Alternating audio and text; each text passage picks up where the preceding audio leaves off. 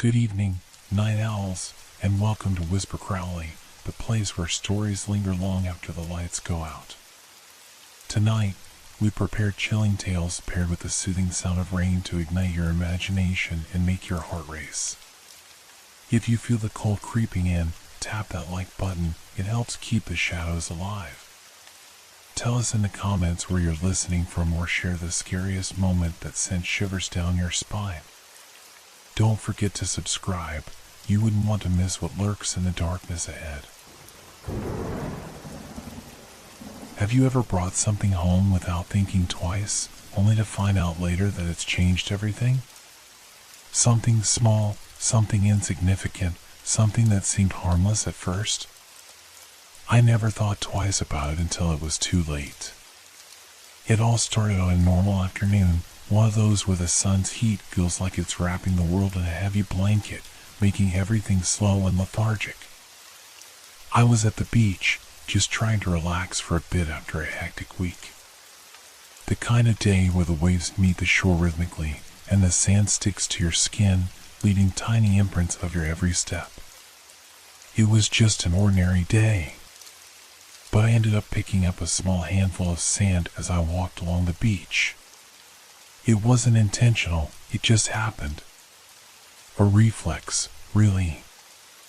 I picked up the sand, letting it slip through my fingers, admiring how fine and soft it was under the afternoon sun. I suppose it was something people do. Collect a little piece of the place, a tiny memento. I was no different. I wrapped it up in the corner of my beach towel and stuffed it into my bag, thinking I would throw it away later when I got home. But I didn't throw it away. Instead, I ended up leaving the sand in a small jar on my windowsill. For no particular reason, just because I liked the look of it. Something about the soft texture, the light golden color, the way it shimmered under the dim light of my room. It seemed like a harmless little thing. Days passed, and as I walked into my room one evening, I noticed something strange. The jar was fuller. The sand had expanded, creeping out over the edges, covering the sides of the jar like it was spilling out. I didn't think much of it at first, just an odd coincidence. Maybe I hadn't noticed the jar being full when I last looked at it. Maybe I had left it near an air vent and the wind had shifted it. But the next morning, it had spread beyond the jar, reaching the edge of my windowsill. And then it crept across the surface of the desk beneath, slowly, as if it were alive. I could hear a faint noise coming from it, like a gentle whispering or a soft rustle of paper. At first, I brushed it off as my imagination.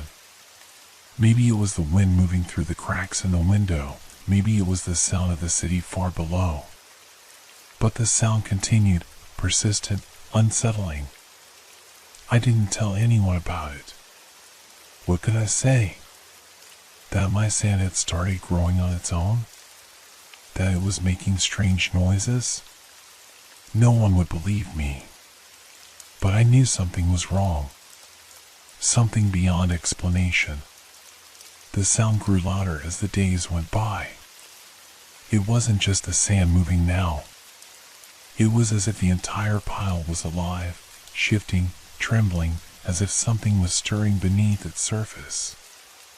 At night, I could hear it clearly, the sound of something crawling, sliding, the faintest tap of something dragging along the floor. I lay in bed, staring up at the ceiling, trying to convince myself it was just the house settling, but deep down, I knew it wasn't. And then, one evening, the sand began to move faster. I was standing near the windowsill when it happened. The sand shifted suddenly, sliding off the edge of the shelf, and with a soft, wet sound, it spilled out onto the floor. But it didn't just settle. No, it began to crawl along the floor, swirling in circular patterns like it had a mind of its own. It moved with purpose, as if it knew exactly where it was going. I backed away, my heart pounding in my chest. The strange noise, the rustling, the soft, scrapping sound grew louder. It wasn't the wind anymore, and it wasn't the house settling. It was something else, something that didn't belong. I didn't know what to do. I tried to sweep the sand into a pile with a broom, but it kept slipping through the bristles, like water running through my fingers. It seemed to resist, pulling itself back, crawling toward the walls. I thought I saw something, just a flicker, a shadow moving beneath the surface of the sand, like something was hidden there, something waiting. I stepped back, my breath shallow and rapid. The air in the room was thick, like it was pushing against me. I wanted to leave, to get out, but my feet felt frozen to the floor. I watched as the sand continued to move, and the sound grew louder, sharper. It was no longer a soft rustle. Now it sounded like footsteps, slow and deliberate, dragging across the floor. I didn't understand. What was happening? Why was this happening? And then I heard a voice, soft and almost imperceptible, rising from beneath the sand. Leave. Now. The voice was low, gravelly, like it was coming from deep within the earth itself. My body froze, my heart skipped a beat. The air grew colder, the walls of the room seemed to close in, and the whisper repeated, louder this time. Leave. Now. I turned to run, but something stopped me. The sand. It moved faster, crawling up my legs, wrapping around my ankles like a living thing. I screamed, trying to shake it off, but it was like it had become part of me. With my heart racing, I reached for the door handle, desperate to escape. The sand was pulling me back, dragging me down, and I felt the grip tighten around my legs. Leave. The voice was now almost a growl, echoing in my mind. I forced myself to break free, my feet slipping on the sand, my body trembling. But it wasn't over. The sand, it had followed me. I slammed the door behind me, heart pounding, my breath coming in short, shallow gasps. The sound of the sand dragging along the floor in my room seemed to follow me, echoing through the walls, distant but still too close. I didn't dare look back. I stumbled down the hallway of my apartment, my mind racing, trying to make sense of what had just happened. My thoughts were a mess. Could I have imagined it? Could it all have been a product of exhaustion or stress? But I knew, deep down, that it hadn't been. I had felt the sand crawl up my legs. I had heard the voice, the whisper, the growl. I didn't know what to do. I had to get out of the apartment, away from whatever it was that had taken hold of my room. My apartment was always a quiet place, calm and empty, just how I liked it. But now, it felt like a trap. I ran down the stairs, into the lobby of the building, and out the front door into the cool night air. The street lights flickered overhead as I walked, disoriented, unsure of where to go. My mind kept flashing back to the sand, how it seemed to breathe, how it moved like it had a life of its own. I found myself walking aimlessly through the neighborhood, unsure of how much time had passed or where I was going. Everything felt wrong. I hadn't been able to shake the image of the sand, nor the voice that had echoed in my mind. Leave. Now. It felt like a command, an order. Something powerful, something that couldn't be ignored. I had to get back to the beach. It was the only place where it all began, and maybe, just maybe, it was the only place where I could make it stop. As I walked, my thoughts were interrupted by a strange sensation, a twinge at the back of my neck, like someone was watching me. I spun around, but no one was there. The street was empty, quiet. The chill of the night air sent a shiver down my spine, but it wasn't the cold that made me shudder. It was the feeling of being pursued, of something following me just out of sight. I quickened my pace, my eyes scanning the empty street. I could feel my heart beating faster with each step, and the sound of my breathing felt deafening in the silence. My legs burned from the exertion, but I didn't dare stop. I had to keep moving. Suddenly, I heard it. The sound that had haunted me all night.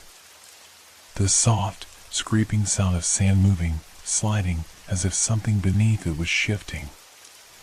I froze in my tracks, my eyes darting to the ground. There was no sand here, nothing to explain the sound.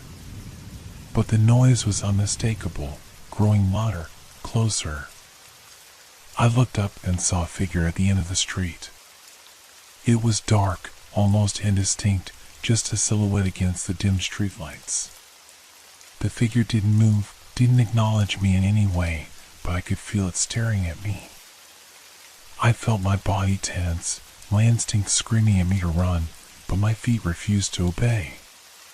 The scraping sound continued, now closer, more insistent. My pulse quickened as the figure slowly began to approach. It wasn't walking, more like gliding, as if it were floating just above the ground. My eyes strained to make out any details, but it was too dark, too far away. And then it spoke. A voice. Low, guttural, like gravel scraping across stone. Why did you take it?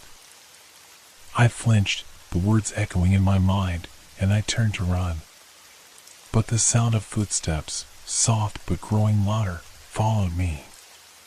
My breath came in ragged gasps as I sprinted down the street, not daring to look back.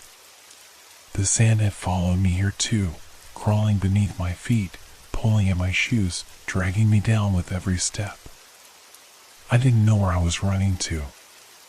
I didn't know where I could hide. The streets all looked the same, the houses silent and dark, as though the world around me had frozen in time. But the sound of the footsteps was growing closer. I turned down an alleyway, hoping to lose whatever was following me, but the moment I entered, I could feel the air change. It grew heavier, thick with the feeling of something, someone, just beyond my reach. I could almost hear the sand moving, scrunching beneath the alley's cracked pavement. Then, as if from nowhere, a cold wind picked up, swirling the air around me. It was the smell of salt water, of the ocean.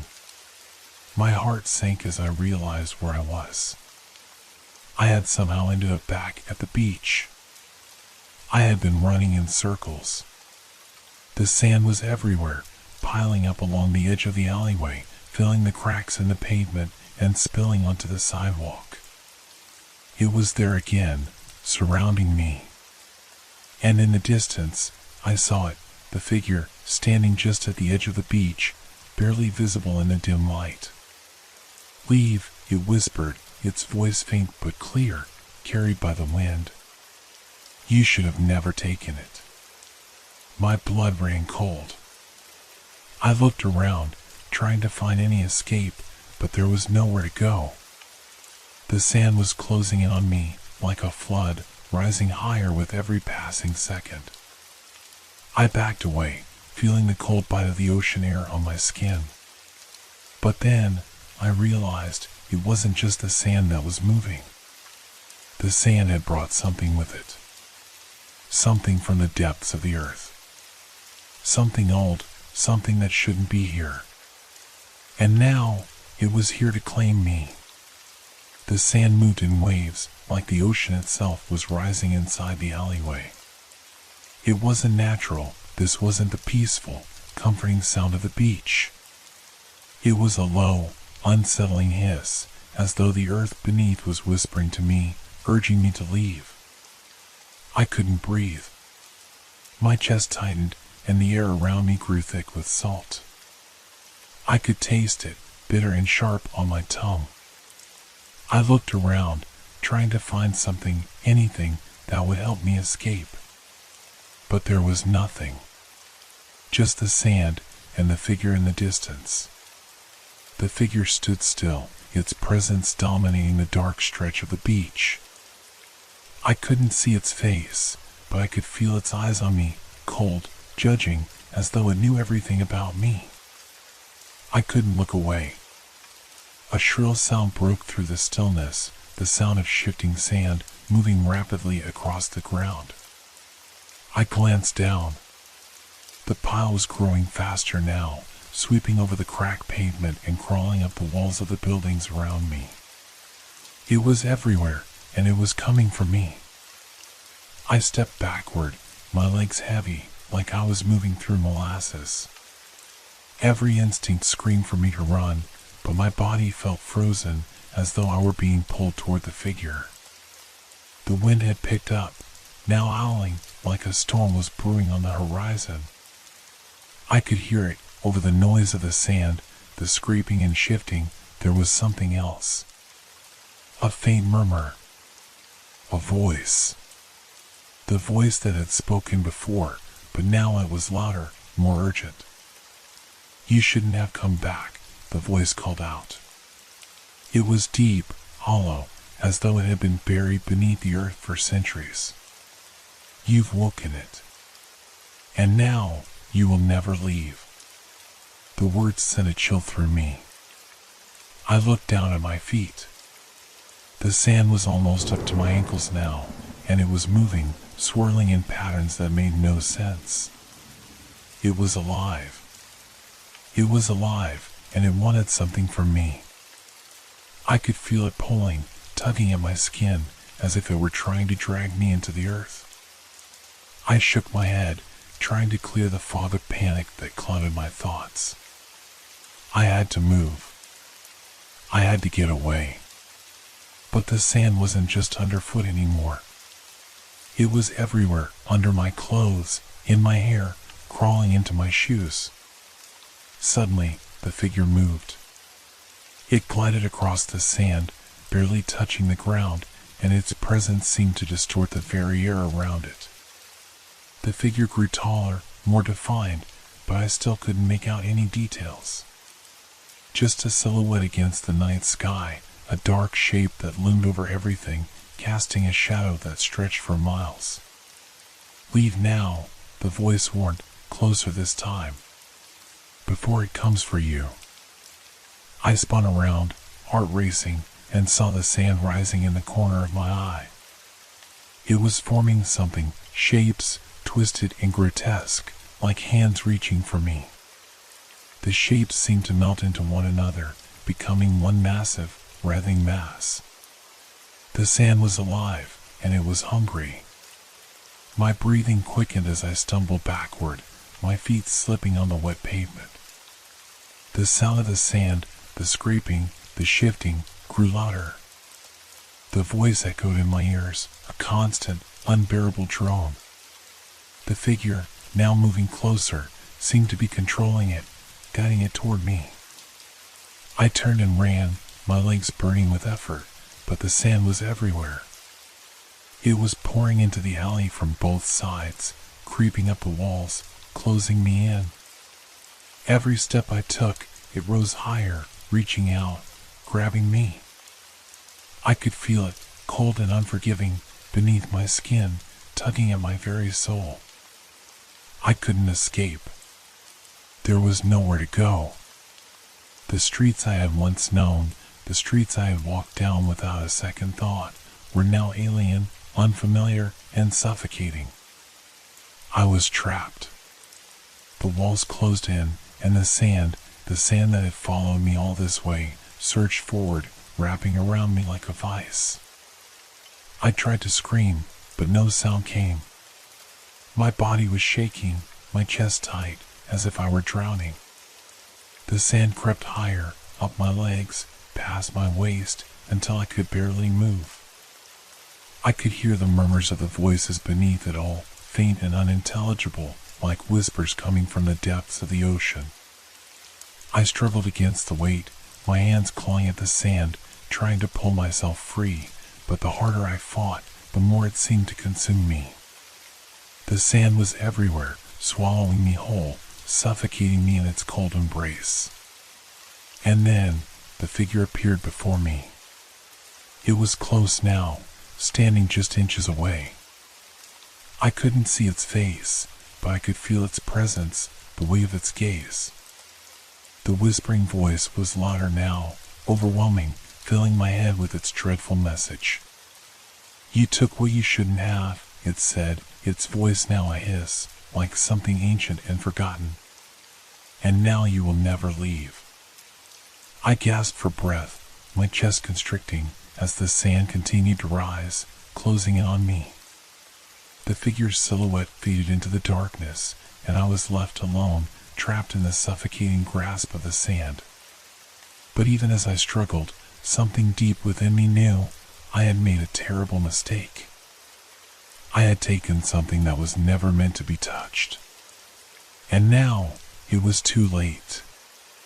The sand was everywhere now, every inch of the room, piling up like a living thing, swirling and shifting. I could feel it under my skin, crawling through my veins, filling every crevice of my body. It wasn't just a matter of feeling suffocated anymore.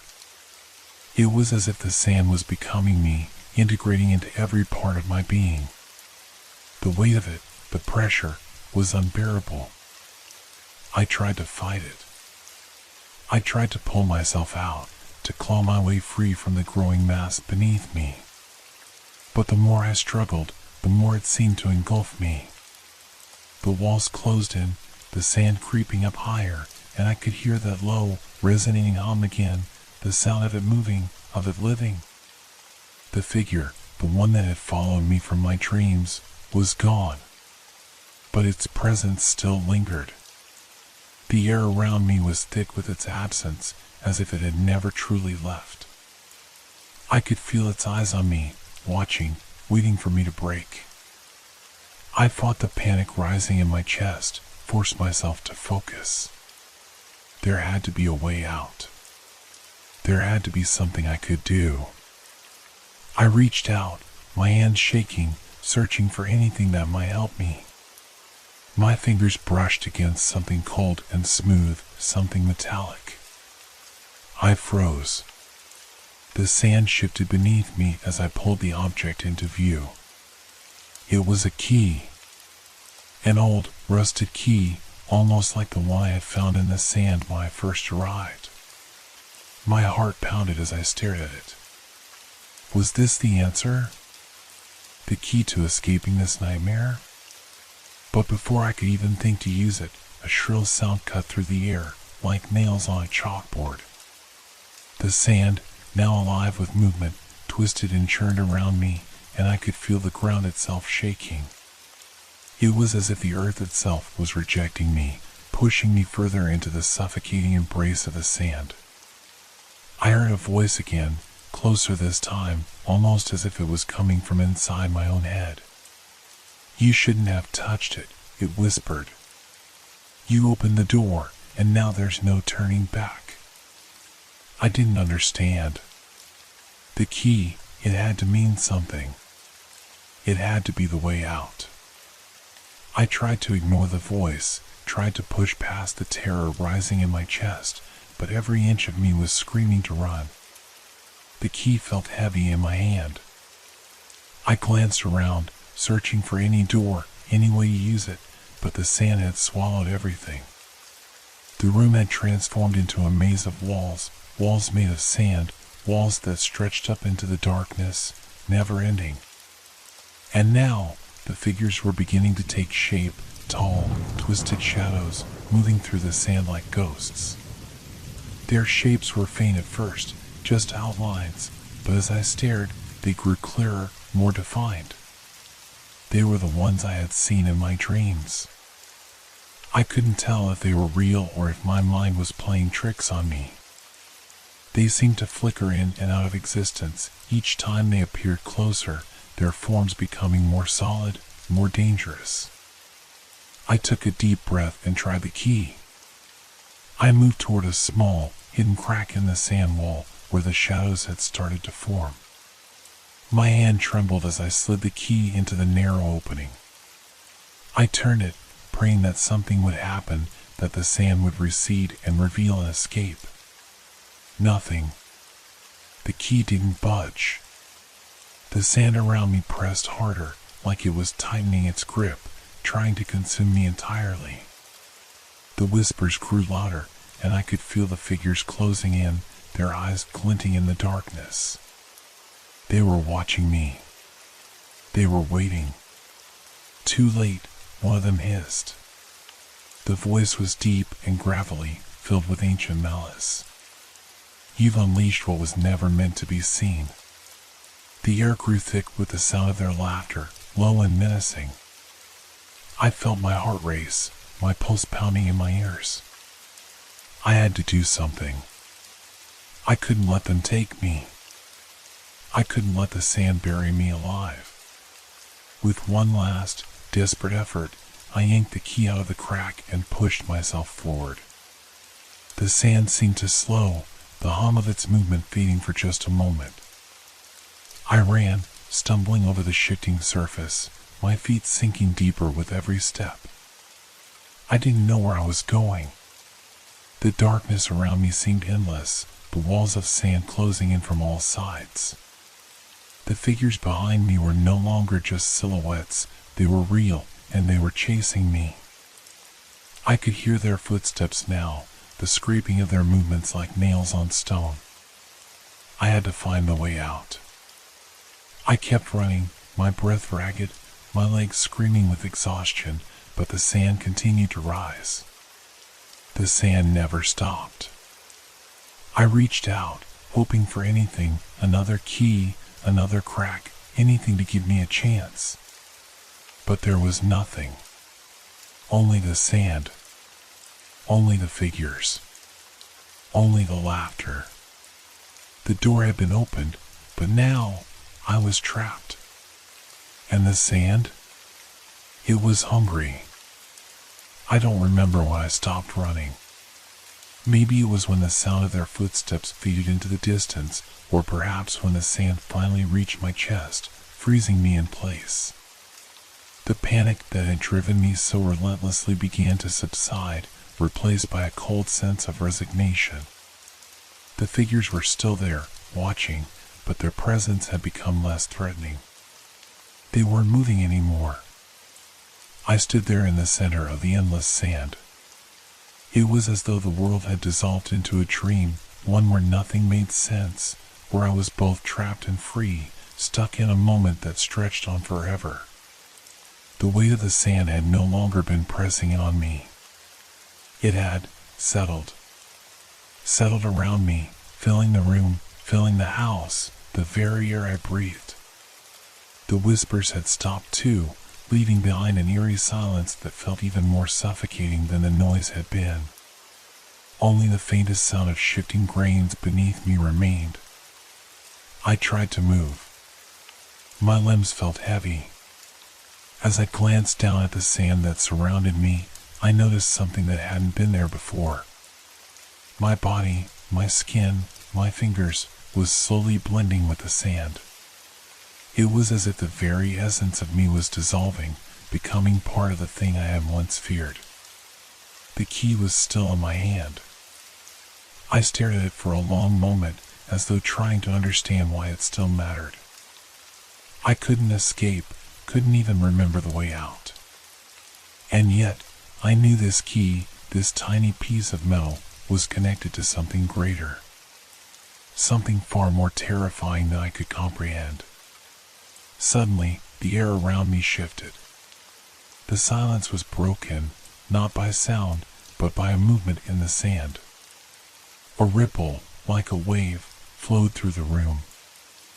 I couldn't see it, but I could feel it. Something was coming, something large, something ancient. I looked up, my eyes wide with terror, trying to make sense of the impossible. There were no doors.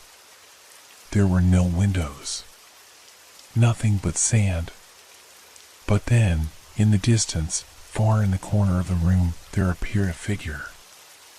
It was indistinct at first, a shadow among shadows, but as it drew nearer, I could see its shape more clearly. It was the figure from my dreams, the man who had been watching me. But this time, he wasn't just a specter in the dark. He was real. And he wasn't alone. Behind him, the sand was shifting again, forming shapes that shouldn't have been possible. Twisted, grotesque forms, like broken statues, emerging from the sand itself. I could see the outlines of faces, their mouths open in silent screams, their eyes hollow and endless. The man smiled, but there was no warmth in it. His expression was cold, calculating, as though he knew everything that was happening, everything that would come next. I tried to move, tried to scream, but the sand was heavy, immobilizing me. "You've come far," he said, his voice low and smooth, as if it was both in my mind and echoing through the room at once. "But you should have left the sand where it belonged." I wanted to ask him who he was, what he wanted, but the words caught in my throat. It was as if the very act of speaking would only make things worse. As though the sand itself would devour my voice. The figures behind him started to move now. Slowly at first, but then faster. They were closing in. I could see their hands, clawed and reaching, their bodies distorted and shifting like they were made of the same sand I had brought home. The key. I looked at it again, clutching it tightly in my palm. I didn't know what it unlocked, but I knew it had to be the answer. I had to use it. Somehow. But the man shook his head slowly, almost sadly. "You don't understand," he said. "This was never about you. It was never about escape. You were never meant to return." The figures were almost upon me now, the sand shifting in violent swirls around them as if trying to push me towards something I couldn't see. My heart raced, my thoughts were jumbled, and I could feel the weight of everything crashing down on me. The weight of the sand, the weight of my own actions. I had opened something that I couldn't undo. With a final desperate push, I tried to move. I tried to shove the key into the nearest crack in the sand. It felt like nothing more than a futile attempt, but I had to try. I had to. The key slid into the gap easily, far too easily. A low, rumbling sound echoed through the room, vibrating in the sand. And then, just as quickly as it had started, everything stopped. The sand. The figures. The man. I opened my eyes. I was back in my apartment. The sand was gone. The key was still in my hand, but it was no longer heavy. No longer alive. The room was empty.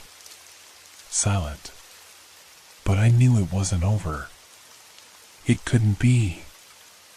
I had crossed a line, one that couldn't be uncrossed. And somewhere, deep beneath the surface, something was waiting. Something I had released. And as I stood there, the faintest sound began to rise, a whisper, almost indistinguishable from the shifting of sand. It was just the beginning.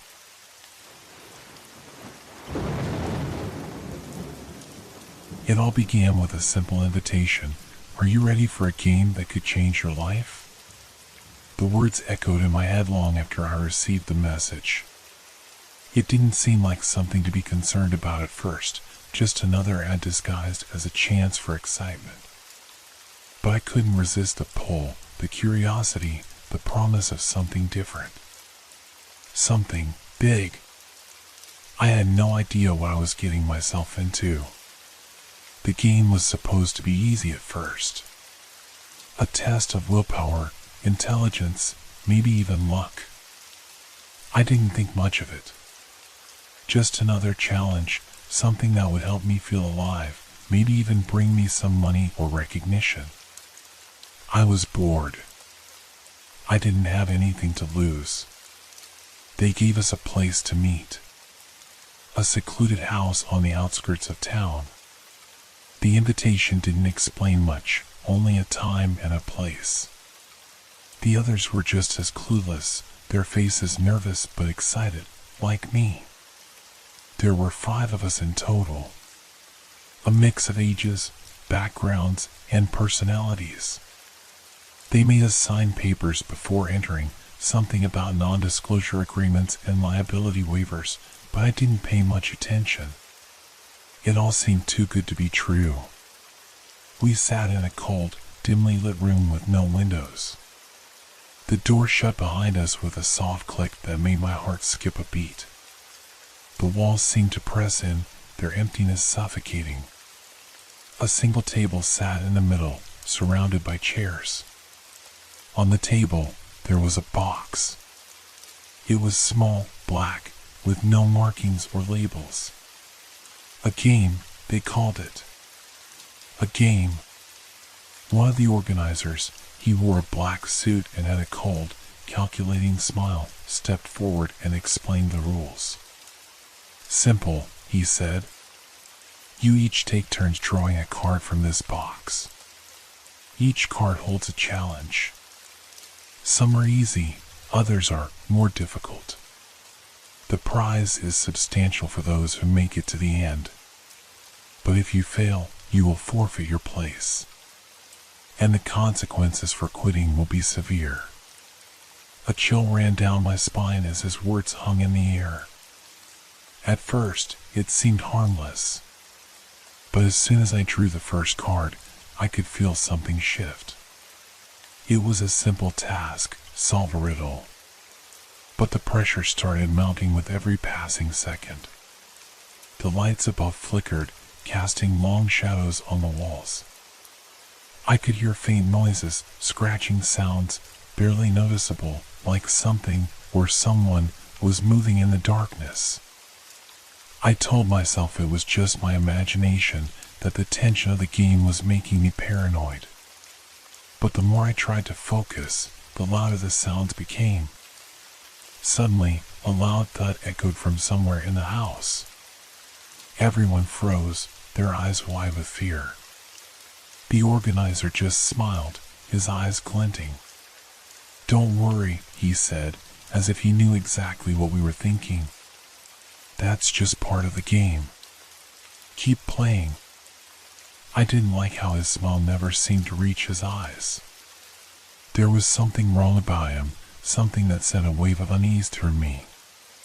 Still, I told myself to stay calm. I had to finish. I had to win. The riddle was solved. The card was placed back into the box. But as the game continued, the atmosphere in the room grew heavier. The noises became harder to ignore, and my thoughts began to blur. I didn't trust the others anymore. I didn't even trust myself. Something was changing.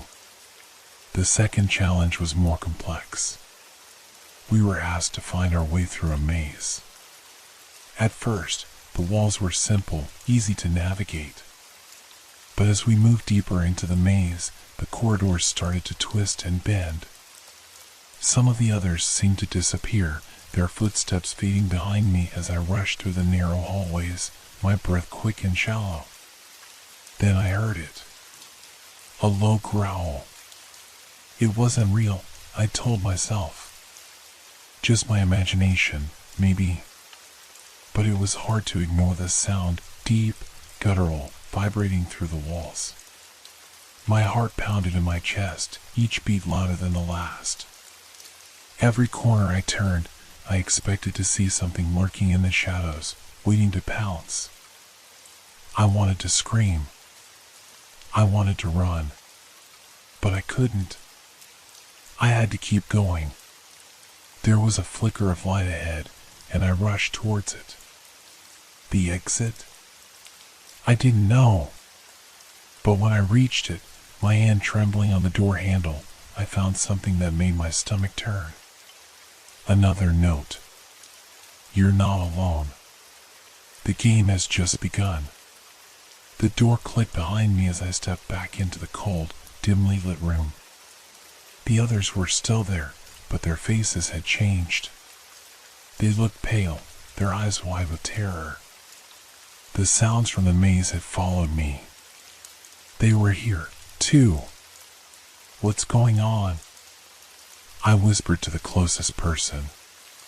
But they didn't answer. They couldn't. And that's when I knew. This wasn't a game. It was something much worse.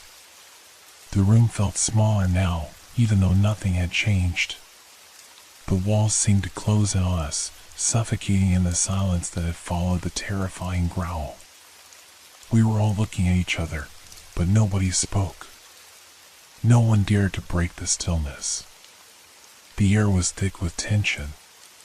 Sweat clung to my skin, and my chest felt tight, as if the house itself was holding its breath, waiting for something. Or someone. I kept glancing around, trying to shake the feeling that I wasn't alone.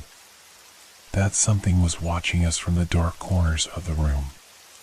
The light flickered again, casting a brief shadow that made my heart race. The organizer, the one in the black suit, stood still at the front, his expression unreadable. But I could see it in his eyes now. The flicker of something dark. He knew something we didn't. And it terrified me. "Let's move on," he said, breaking the silence. "The next challenge awaits." The game continues. I didn't want to play anymore. My mind was screaming at me to stop, to walk away, to leave this place and never look back. But something held me there. Maybe it was fear. Maybe it was the strange, magnetic pull that the game had on me. I couldn't escape it. I didn't know how. The others didn't seem much better off. One of them, a young woman with wide, frightened eyes, started shaking. Her breath came in sharp, uneven gasps, as if she were fighting to stay in control. "What is this?" she whispered, her voice barely audible. "This isn't a game. This can't be real." But the organizer just smiled again, that same cold smile. "Real? What is real? The game is real. Everything else is irrelevant." He gestured toward the next door. I could hear something shifting behind it, like a low hum vibrating in the walls. I wanted to turn and run, but my legs felt rooted to the spot. I watched as one of the others, an older man, his face lined with age and anxiety, took a shaky step forward. "Let's get this over with," he muttered, almost to himself, as if he had already accepted the twisted reality of this place. We followed him, though none of us spoke. The door creaked open, revealing a long hallway shrouded in darkness. The shadows seemed to move, twisting and turning like living things. The hum from the walls grew louder, more distinct, a constant buzzing that gnawed at my nerves. I couldn't tell where it was coming from, but it felt like it was everywhere. I could hear the others behind me, their footsteps hesitant, like they, too, were starting to realize the full extent of what we were dealing with. This wasn't a game. It was a nightmare, and we were trapped inside it. The hallway stretched on for what felt like an eternity. My eyes strained to make out anything in the dark, but I couldn't see a thing. Just the shadows, swirling and shifting, threatening to close in. And then I heard it again, the growl. Louder this time. Closer. My heart stopped. There was something else in the dark with us. I was sure of it. My breath caught in my throat, and I glanced over my shoulder, half expecting to see a figure looming behind me. But nothing. The others didn't seem to notice. They kept moving forward, their faces pale and drawn, eyes fixed ahead, avoiding the terror that seemed to follow us. I could feel the cold against my skin now, seeping into my bones. And then, just as suddenly, I felt the air shift. A strange stillness, as if the house had paused, holding its breath. And then, a sound, a whisper, soft and insistent, curling in my ear like a breath from the dark. You can't leave. You have to play. You can't stop. I spun around, but there was no one there.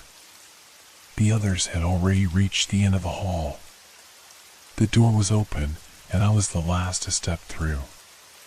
But as soon as I crossed the threshold, I felt it, a pressure, a weight on my chest. The door slammed shut behind me with a deafening crack, and I heard a soft, almost musical sound. It was like the walls were breathing, the hum of the house echoing in my bones. In front of me, the next challenge awaited.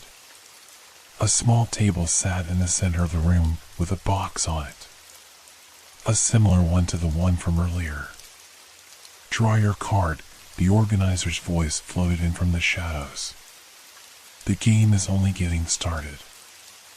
I hesitated, my hand trembling as I reached for the box. The others were waiting, their faces blank, their eyes empty of hope. They had already accepted that this wasn't a game. It was survival. The card I drew was blank. At first, I thought I had made a mistake, but as I turned it over, there was nothing. No words. No challenge. Just an empty surface that seemed to stare back at me, mocking my confusion. The others were watching, their eyes hollow with fear, as if they had already learned something I had yet to comprehend. The organizer's smile didn't falter. He stepped forward, his voice smooth and cold. No challenge is required for you. The game knows what you fear most. I felt the air around me grow heavier, thick with something I couldn't place. The walls seemed to close in, pressing against my chest, and my breath caught in my throat. My mind raced. What did he mean? What was happening? The silence stretched on for too long, and I could feel the panic rising in my chest. It was as if the house itself was waiting for something. The noise, that faint hum, was now a low, pulsing beat that seemed to sync with my heartbeat. The floor beneath my feet felt unsteady, as if something was shifting just below the surface. I couldn't stay still. My legs moved before I even realized it, carrying me toward the farthest corner of the room. I had to get away from the table, away from the card, away from whatever was watching me. But as I moved, the shadows twisted. They stretched and writhed, as if they were alive, reaching out for me. I stumbled backward, tripping over my own feet, but there was no escape. The whispering started again, soft and insistent, just at the edge of hearing. This time, it was clearer. You're not supposed to be here. You're not supposed to win. The words felt like ice water running down my spine. I didn't know where the voice was coming from. It was in my head. It was all around me. The others were moving. They weren't reacting to the darkness that was creeping toward us. Their faces were expressionless, as if they were no longer fully present. They were empty. Hollow. I turned to the organizer, desperate for an explanation. What's happening? I demanded, my voice trembling with a mixture of fear and anger. What is this place? He only smiled, his teeth white against the darkness. This is the game. And now, you've been chosen. To survive, you must give up everything. His words hung in the air, and suddenly, the shadows seemed to gather around him, coiling like serpents. The room itself began to shift. The walls, once solid, were now moving, groaning, bending, as if the house was alive. The flickering lights above us began to strobe, casting strange, distorted shapes across the room. I could hear it now, the sounds of footsteps, slow and deliberate, coming from somewhere within the house. Heavy steps. too heavy to be human. My heart pounded in my chest as I turned toward the door, but it was gone. The door I had come through had vanished, replaced by a wall of thick blackness. No light. No escape. The air grew colder. I could see my breath, each exhale a ghost in the dark. The floor beneath me creaked like something was moving below. And then I heard it, the sound of a low, guttural growl, the same one I had heard earlier. It was closer now, too close. I wasn't alone. I backed away slowly, my feet unsteady, but I didn't know where to go. There was no way out. There was no way to escape the game. It had already begun. The growl grew louder, followed by the unmistakable sound of something dragging across the floor. It was moving toward me, growing closer with each passing second. Then I saw it. A figure emerged from the shadows. It was tall, impossibly tall, its limbs long and twisted, like something from a nightmare. Its eyes glowed in the dark, yellow and predatory, locked onto me with an intensity that froze me in place. I couldn't move. I couldn't breathe. It wasn't human. It wasn't even alive, not in the way I understood it. But it was there. And it was coming for me. I wanted to scream. I wanted to run. But I couldn't. My body refused to obey me, paralyzed by fear. The others were still standing there, motionless, as if they had already accepted whatever fate had been chosen for them. They were no longer human, not in any meaningful way. They were just empty. The figure stepped closer, its distorted shape growing more defined in the flickering light. I could hear its breath, slow, labored, as if it was savoring every moment. "You are not supposed to survive," the voice whispered again, louder this time, echoing in my mind. "This is your end." But then, as if the game had made its decision, the figure stopped. It was right in front of me, its breath hot and rancid, its glowing eyes staring into mine. But it didn't move. It just stood there, waiting. I could feel the weight of its gaze, a pressure that seemed to crush my soul. My heart was hammering in my chest, but I didn't know if I was still breathing. My thoughts were a blur. And then, as suddenly as it had appeared, the figure vanished. The room went still. The shadows receded. The growl faded into nothing. The air was thick with silence. But I wasn't alone anymore. The organizer's voice cut through the quiet. "The game is far from over," he said, his tone as cold as ever. "This was only the beginning. You're still here. And you will play until the end." I turned to face him, my hands shaking, my mind spiraling out of control. But there was no turning back now. I was in this game whether I wanted to be or not. And the game had only just begun. I thought I might collapse right there. The fear, the exhaustion, it was all too much. But the room seemed to hold me upright, its oppressive presence forcing me to remain standing. I was still in the game, and no matter how badly I wanted to escape, there was no way out. The others were just as frozen as I was. I could see their faces, pale and wide-eyed, but there was no recognition in their gazes. They weren't even looking at me anymore. It was as if they had given up, resigned themselves to the nightmare they were trapped in. The figure, the thing in the shadows, was gone. But its presence lingered, thick in the air. The whispers continued, soft but ever-present, curling around the edges of my mind like an invasive, choking fog. "You will never escape." The voice wasn't coming from anywhere specific. It was everywhere. Inside my head. In my skin. It was in the very air I breathed. I could feel it clawing at me, pulling me deeper into this maddening nightmare. I tried to move, to walk toward the others, but my feet felt heavy, as if the floor was pulling me down. The lights flickered again, and I could hear something shifting in the darkness. A low, scraping sound, like claws against the floor. It was back.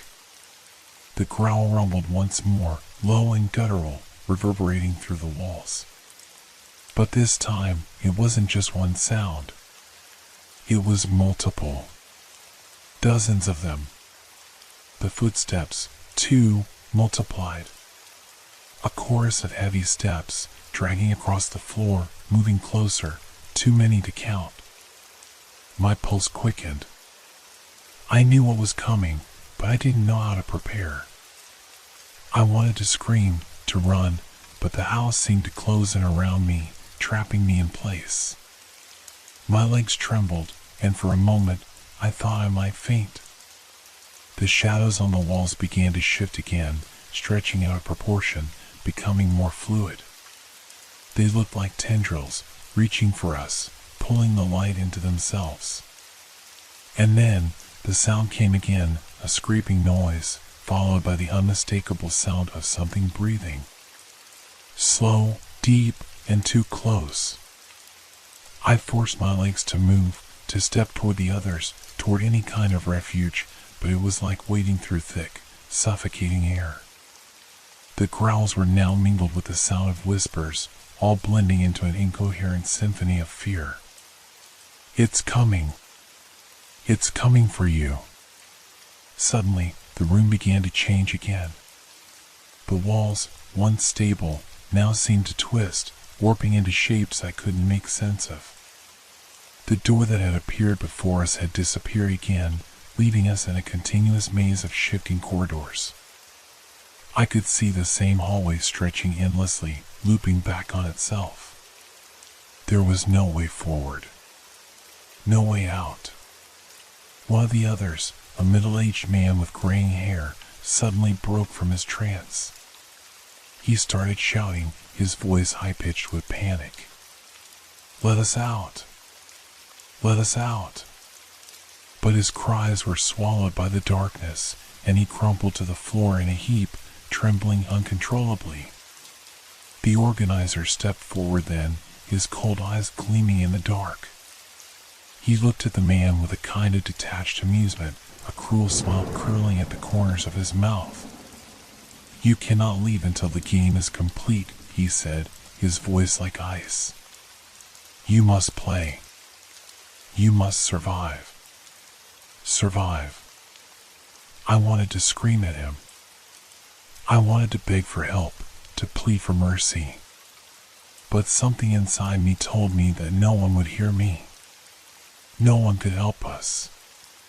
The growls grew louder, and the shadows around us seemed to coalesce into something far worse than I could imagine. I turned to see what had become of the others, but their faces were now vacant, their eyes lost in some other, distant place. It was like they were no longer here with me. They were just empty shells. A flash of movement caught my eye. A figure, low to the ground, slithering through the darkness. It wasn't a person.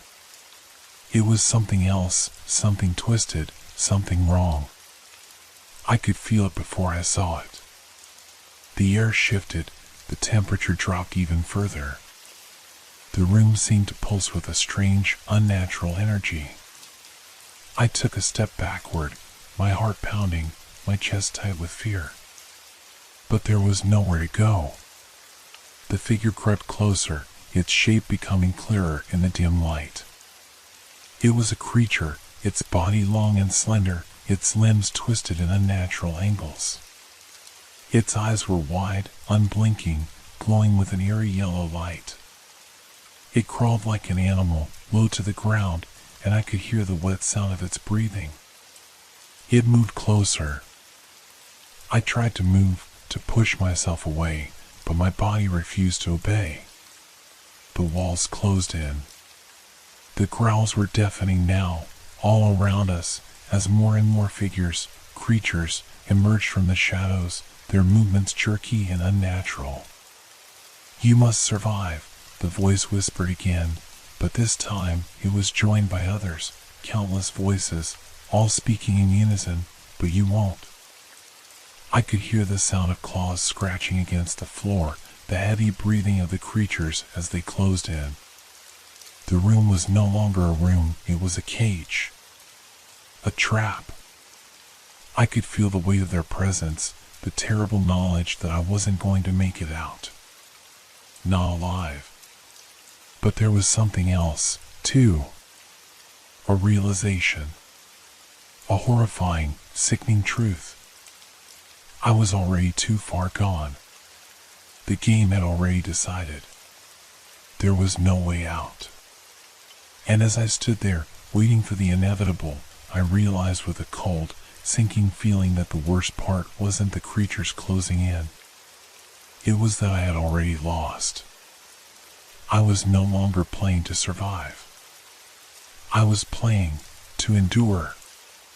The creatures were closing in, their distorted forms flickering in and out of the shadows, like wraiths, barely tangible. My body was shaking uncontrollably, but I couldn't move. My mind screamed at me to run, to fight, to do anything, but it was as if my limbs were frozen in place. The whispers around me were deafening now, a cacophony of voices that tugged at my sanity, pulling me deeper into the nightmare. "You're too far gone."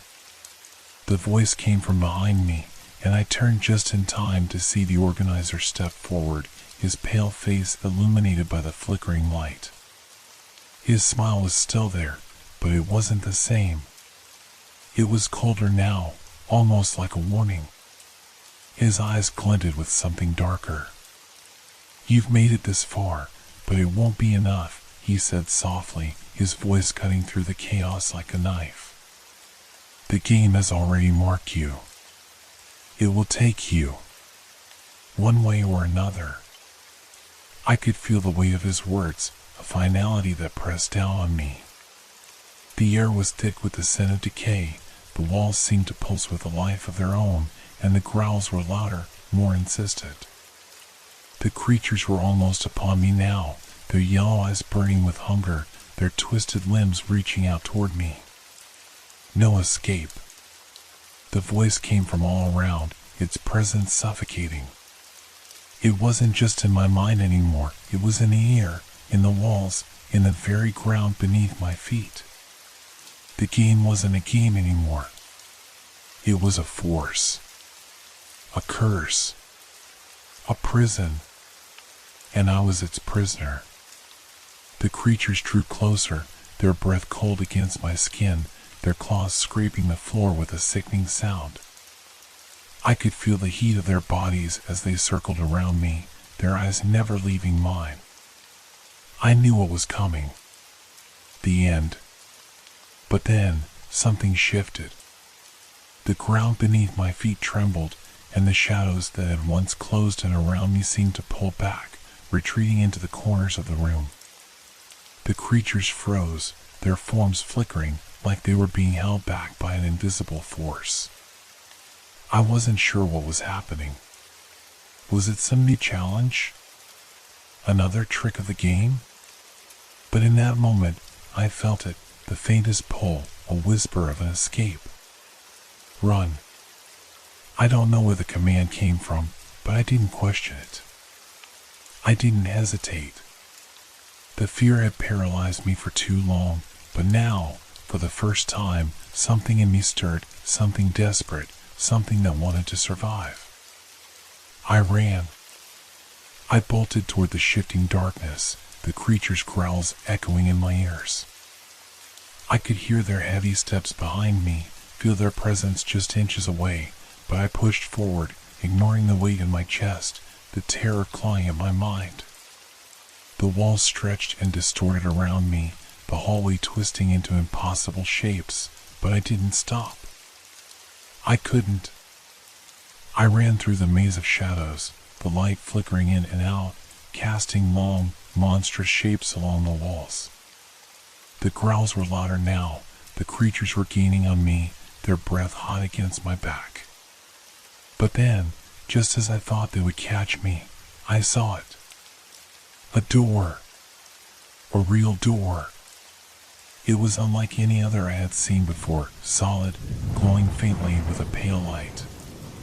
It was the first thing that felt real in this entire place. I reached for the handle, my hand trembling, and when I pushed the door open, I felt a rush of cold air. I stumbled through, gasping for breath, and the door slammed shut behind me with a deafening crash. I was outside.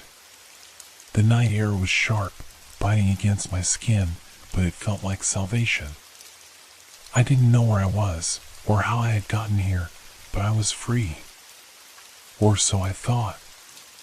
The ground beneath my feet was solid, the sky above clear, but when I looked around, I saw only darkness stretching out in all directions. The air was heavy, thick with a sense of dread. It was as if the game had followed me, as if I could never truly escape. And then, from the distance, I heard it. The growl. It was faint at first, but it grew louder, closer, until I realized that it wasn't just one creature. It was a chorus of them, moving toward me from every direction. Their eyes glowing in the dark. Their growls rising in unison. You cannot escape. The game does not end. I turned to run, but the ground beneath my feet began to shift. The earth cracked open, swallowing the ground in front of me, and I stumbled back, unable to keep my balance. The creatures were all around me now, their forms flickering in the dark, their eyes burning with hunger. And then, in the distance, I saw it, the organizer, standing there, watching me with that same cold smile. You think you're free, he said, his voice carried on the wind, but you were never meant to escape. The game is eternal. I looked around, panic rising in my chest as the darkness pressed in. The creatures closed in, their claws scraping the earth, their growls deafening. There was nowhere to run, nowhere to hide. I understood then. This wasn't just a game. It was a cycle. A trap. And once you were in, there was no way out. I wasn't meant to survive. I was meant to play. Forever. And so, as the creatures closed in around me, their eyes hungry, their claws sharp, I realized with a cold, sinking feeling that the true horror of the game wasn't the monsters. It was the knowledge that no matter what happened, I would never escape. The game had no end. And I was just another player, trapped forever in its twisted nightmare. And as the darkness consumed me, I knew one thing for certain. The game had only just begun.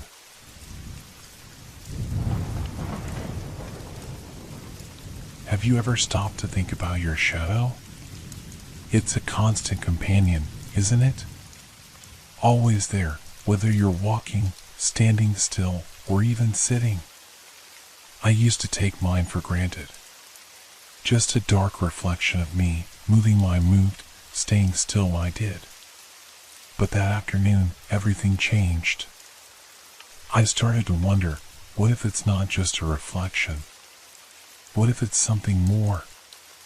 It was a normal day at first. I had gone for a walk through the park, enjoying the quiet air and the chirping of birds. I was trying to clear my head. Life had been stressful lately, and I needed to unwind. As I walked along the path, the sun was low in the sky, casting long shadows across the grass. It was a peaceful scene, the kind of moment you think would last forever. But then, something caught my eye. I stopped by the large oak tree, its thick branches reaching out over the path like the arms of some ancient being. My shadow stretched before me, long and thin. But as I looked at it, I realized it wasn't exactly right. It was moving. I'm not talking about the way shadows shift as the sun moves. No, this was different. The movement was subtle at first, just a twitch, a slight change in position, as if my shadow was reacting to something. I looked down at it, wondering if I was imagining things, but no. It was real. My heart started to race.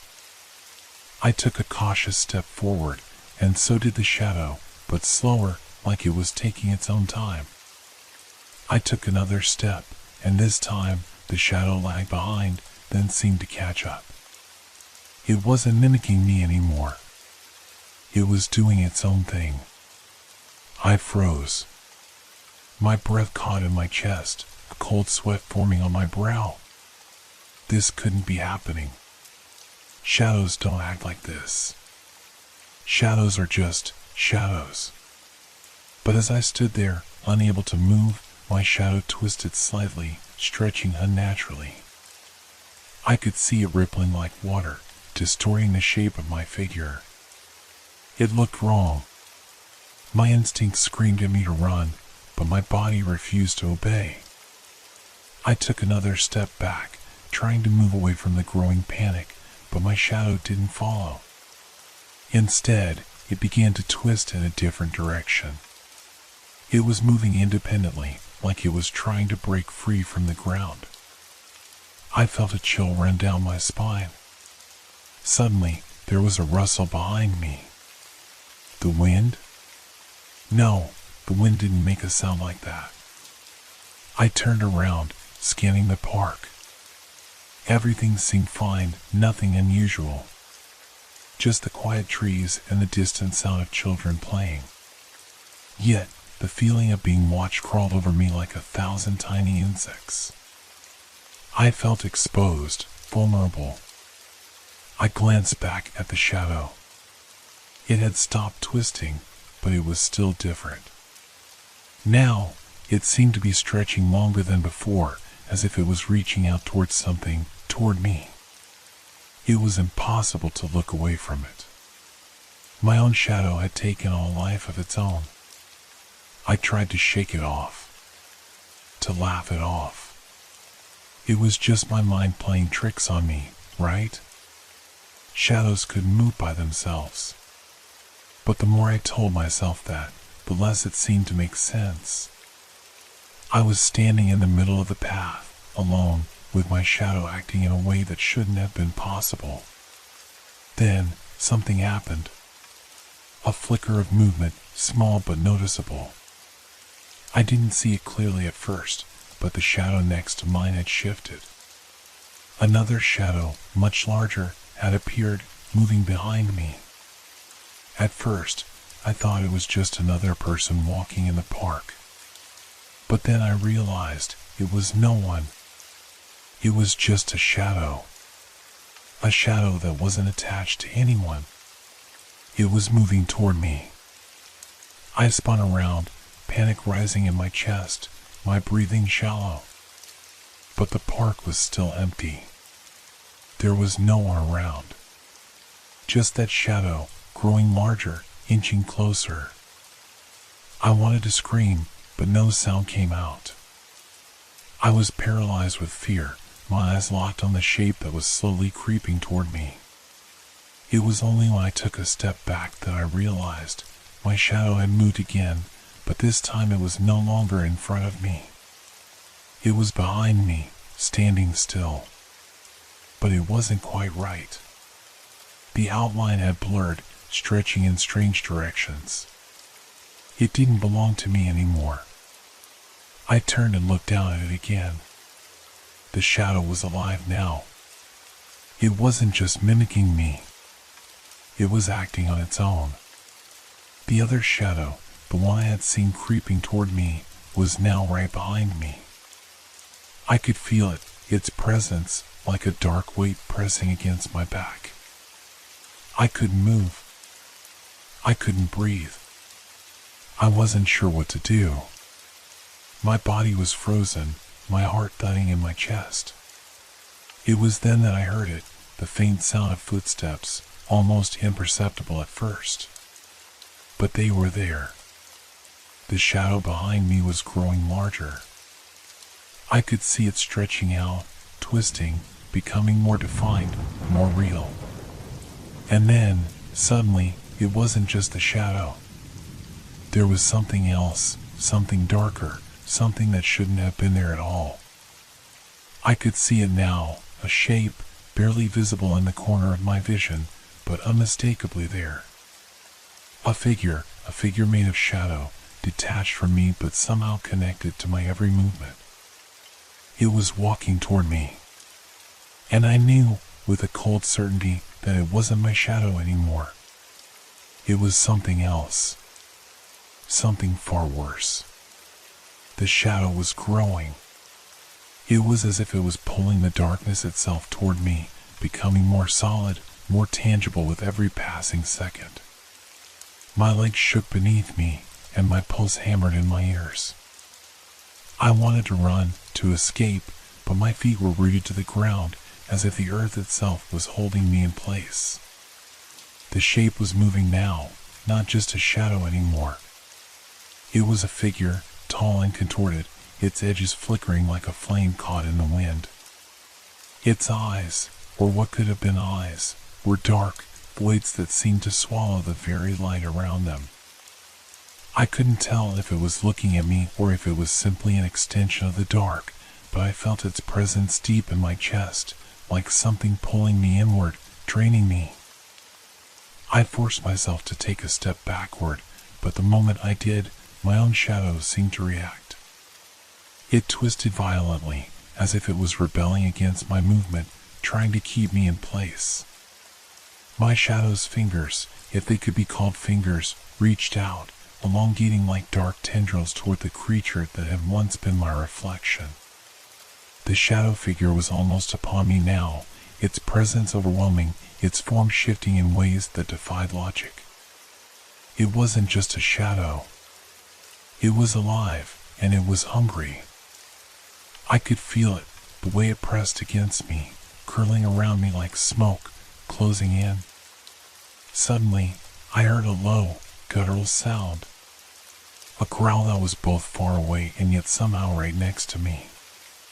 It came from the creature behind me. I dared not turn around to face it fully, but I could feel it, growing closer, its breath hot and ragged against my skin. I should have screamed. I should have tried to run. But I couldn't. The fear held me in place, more powerful than my own body. I didn't know if it was the creature or if it was something inside of me, but it was as if I couldn't move, couldn't breathe. I was trapped in my own skin. Then, in the periphery of my vision, something shifted. Another shadow appeared, this time on the ground, but it wasn't mine. It was different. It was darker, more fluid. It slithered toward me with a horrifying speed, wrapping itself around my legs, creeping up my body like a sentient thing. I gasped for air, my chest tightening as if a weight was pressing down on me. I tried to push the shadow off, but it resisted, its edges sharp and cold. The harder I fought, the more it seemed to cling to me, wrapping tighter around my wrists and ankles. I was suffocating, drowning in shadow. But the worst part wasn't the suffocating weight of the darkness. It was the realization that there was something worse coming. The figure, the creature, wasn't just a passive presence anymore. It was aware of me. It was feeding off my fear, growing stronger, more real with every heartbeat. "Help," I whispered, but the word came out wrong, as if swallowed by the very air around me. It felt futile. No one could help me now. I was alone, surrounded by something far beyond human understanding.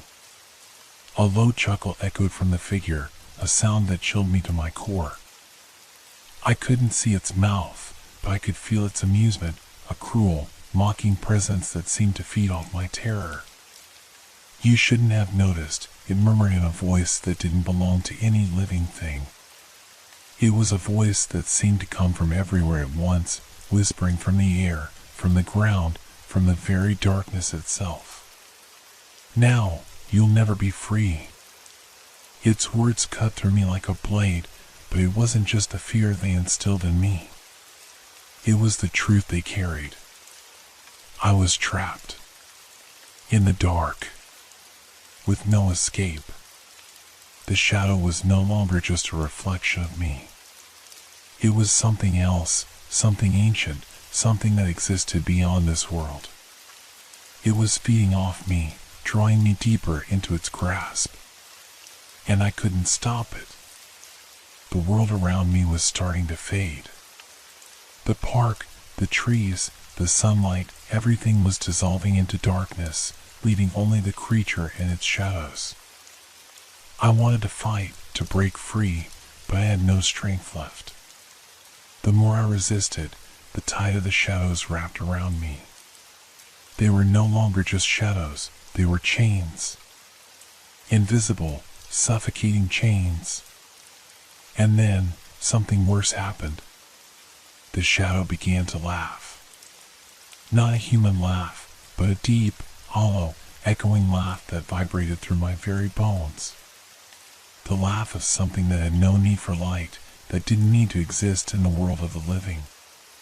You thought you could control it, the voice whispered, growing louder, pressing against my mind like a physical weight. You thought the shadow was yours. But you are mine now. I gasped, my vision blurring, my mind unraveling under the weight of its presence. I felt myself slipping away, my thoughts scattering like leaves in the wind. The world was no longer a place of light and life. It was all dark now. The only thing left was the shadow, this thing that had once been mine, but was now something far more dangerous. And as the darkness consumed me, I heard the final words of the creature, words that echoed in my mind long after they were spoken. You are mine, forever.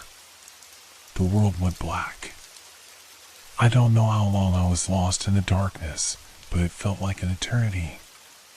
Time didn't seem to exist in the world I was trapped in.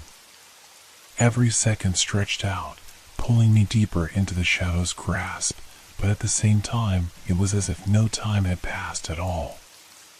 It was an oppressive, endless void, a place where nothing could exist except for it.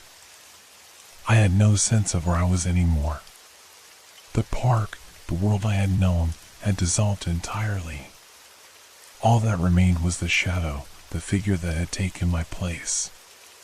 It hovered, unseen but felt, just beyond my reach, its cold presence surrounding me, suffocating me.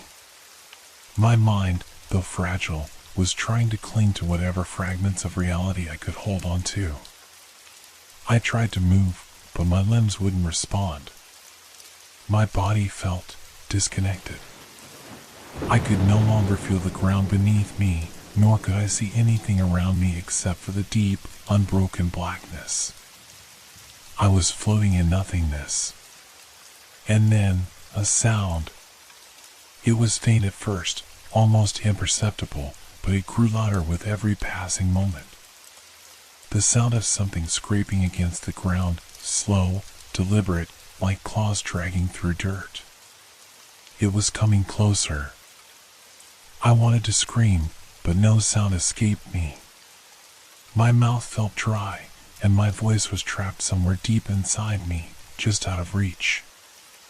I could feel something in the air now, a pressure, as though the darkness itself was closing in tighter, like walls closing in on me. The scraping sound grew louder. It was followed by a soft whisper, so soft I could barely hear it, yet it felt like it was right next to my ear. You can't escape. The voice, it wasn't the same one I had heard before, the deep, guttural voice that had mocked me. This was different. It was familiar, but distorted, like a part of me I didn't recognize. The voice was too close, too personal. You thought you were free, it continued, the words pressing against my mind. But you are already part of this world. You cannot leave. You belong here, in the shadows. The shadows began to move again, not around me, but through me. It was like they were touching me, curling inside me, infiltrating my every thought. I tried to pull away, to push them out, but I couldn't. The more I resisted, the stronger they became. It was as if they were merging with me, making me a part of them. I could feel myself changing. It wasn't physical. It was something deeper. Something that dug into the core of my being. The darkness was consuming me, but it wasn't just my body, it was my soul, my mind. My thoughts grew hazy. Memories I thought I had long forgotten began to resurface, but they were twisted, distorted, like reflections in a broken mirror. I saw faces, old friends, people I had once known, but they were wrong. Their eyes were dark, empty, like the void around me, and they stared at me with an unblinking gaze, as though they were waiting for something. For a moment, I thought I saw my own reflection, but it wasn't quite right. My face was there, but it was twisted, a grotesque version of myself. The shadow behind me reached out, its tendrils moving toward the reflection, merging with it, becoming one. "You're already part of the darkness," the voice whispered again, louder this time. "There's no turning back. You belong to us now." I tried to fight, to push away the voices, the shadows, but it was impossible. Every time I thought I had regained control, it slipped further from me. The darkness was winning. It was spreading inside me, taking over, until I wasn't sure where I ended and where it began. But there was something else, something I hadn't expected. A flicker of light, small but bright, in the corner of my vision. It was weak, almost imperceptible, but it was there. I focused on it, desperately trying to hold on to that small, fragile spark. I willed myself toward it, as if it were a lifeline pulling me from the abyss. The more I concentrated on the light, the clearer it became, until I could see it, a small, dim glow in the distance. It was the only thing that felt real, the only thing that didn't belong to the darkness. But as I moved toward it, the shadows fought back. They tried to pull me back into their embrace, wrapping around me tighter, dragging me deeper into the void. I felt the cold tendrils of darkness curling around my limbs, my chest, suffocating me. The light flickered once more, brighter this time, as if urging me on. With every ounce of strength I had left, I pushed through the darkness, forcing myself toward the light. My body trembled, my mind screamed in protest, but I didn't stop. I couldn't. And then, just as I thought I couldn't hold on any longer, I reached it. The light burst forward, blinding, enveloping me. The shadows recoiled in horror, retreating as if they were afraid of it. The pressure eased, the suffocating grip of the darkness loosening around me. But even as I felt the light fill me, I couldn't escape the feeling of the shadows still lingering, clawing at the edges of my consciousness. I had broken free, but I knew deep down that the darkness hadn't left. It was still there, watching, waiting. "You cannot escape," the voice whispered once more, softer this time, as if it were fading. "You are forever mine." And in that moment, I understood. I had escaped the shadows, but I had not escaped their hold. They would always be with me, waiting for the right moment to return. The light was a fragile thing, but it gave me enough strength to breathe again, to feel the pulse of reality beneath the cold grip of darkness. I wasn't free, not truly, but I had escaped its immediate grasp, for the moment. My feet were once again on solid ground, the park around me slowly taking form again. The trees, the benches, the distant street lamps, they all returned, albeit warped, as though the world around me was a painting struggling to hold onto its shape. I staggered forward, my body heavy with the weight of what I had just experienced. My thoughts were a jumbled mess, too disjointed to make sense of. Every step felt like I was walking through someone else's nightmare, the echo of the shadows still at the edge of my mind, pulling at the corners of my vision. The faint sound of wind rustling through the leaves was the only thing that kept me tethered to the world of the living, but even that felt wrong, as if the air itself was holding its breath. I stopped by a park bench, meaning to steady myself. I couldn't remember how I had ended up here, whether I had run, walked, or simply collapsed in this spot. I couldn't say. The memory of the shadow was still too fresh, too vivid, like a phantom presence just out of reach. It hadn't let me go. It was still there, somewhere, waiting for its next chance to strike. I looked around, half expecting to see it lurking in the corner of my vision, but the park appeared empty, lifeless. No one was around. No one except me and the creeping sense that I wasn't alone. The shadow, whatever it was, had followed me back. I couldn't explain it. I tried to shake the thoughts from my mind, to force myself to believe it was just a figment of my imagination, a trick of the light, a bad dream. But the cold, suffocating feeling in my chest wouldn't let me. I heard footsteps behind me. They were slow, deliberate, but they weren't my own. I turned sharply, but there was no one there. The path remained empty, the air thick with the stillness of the night.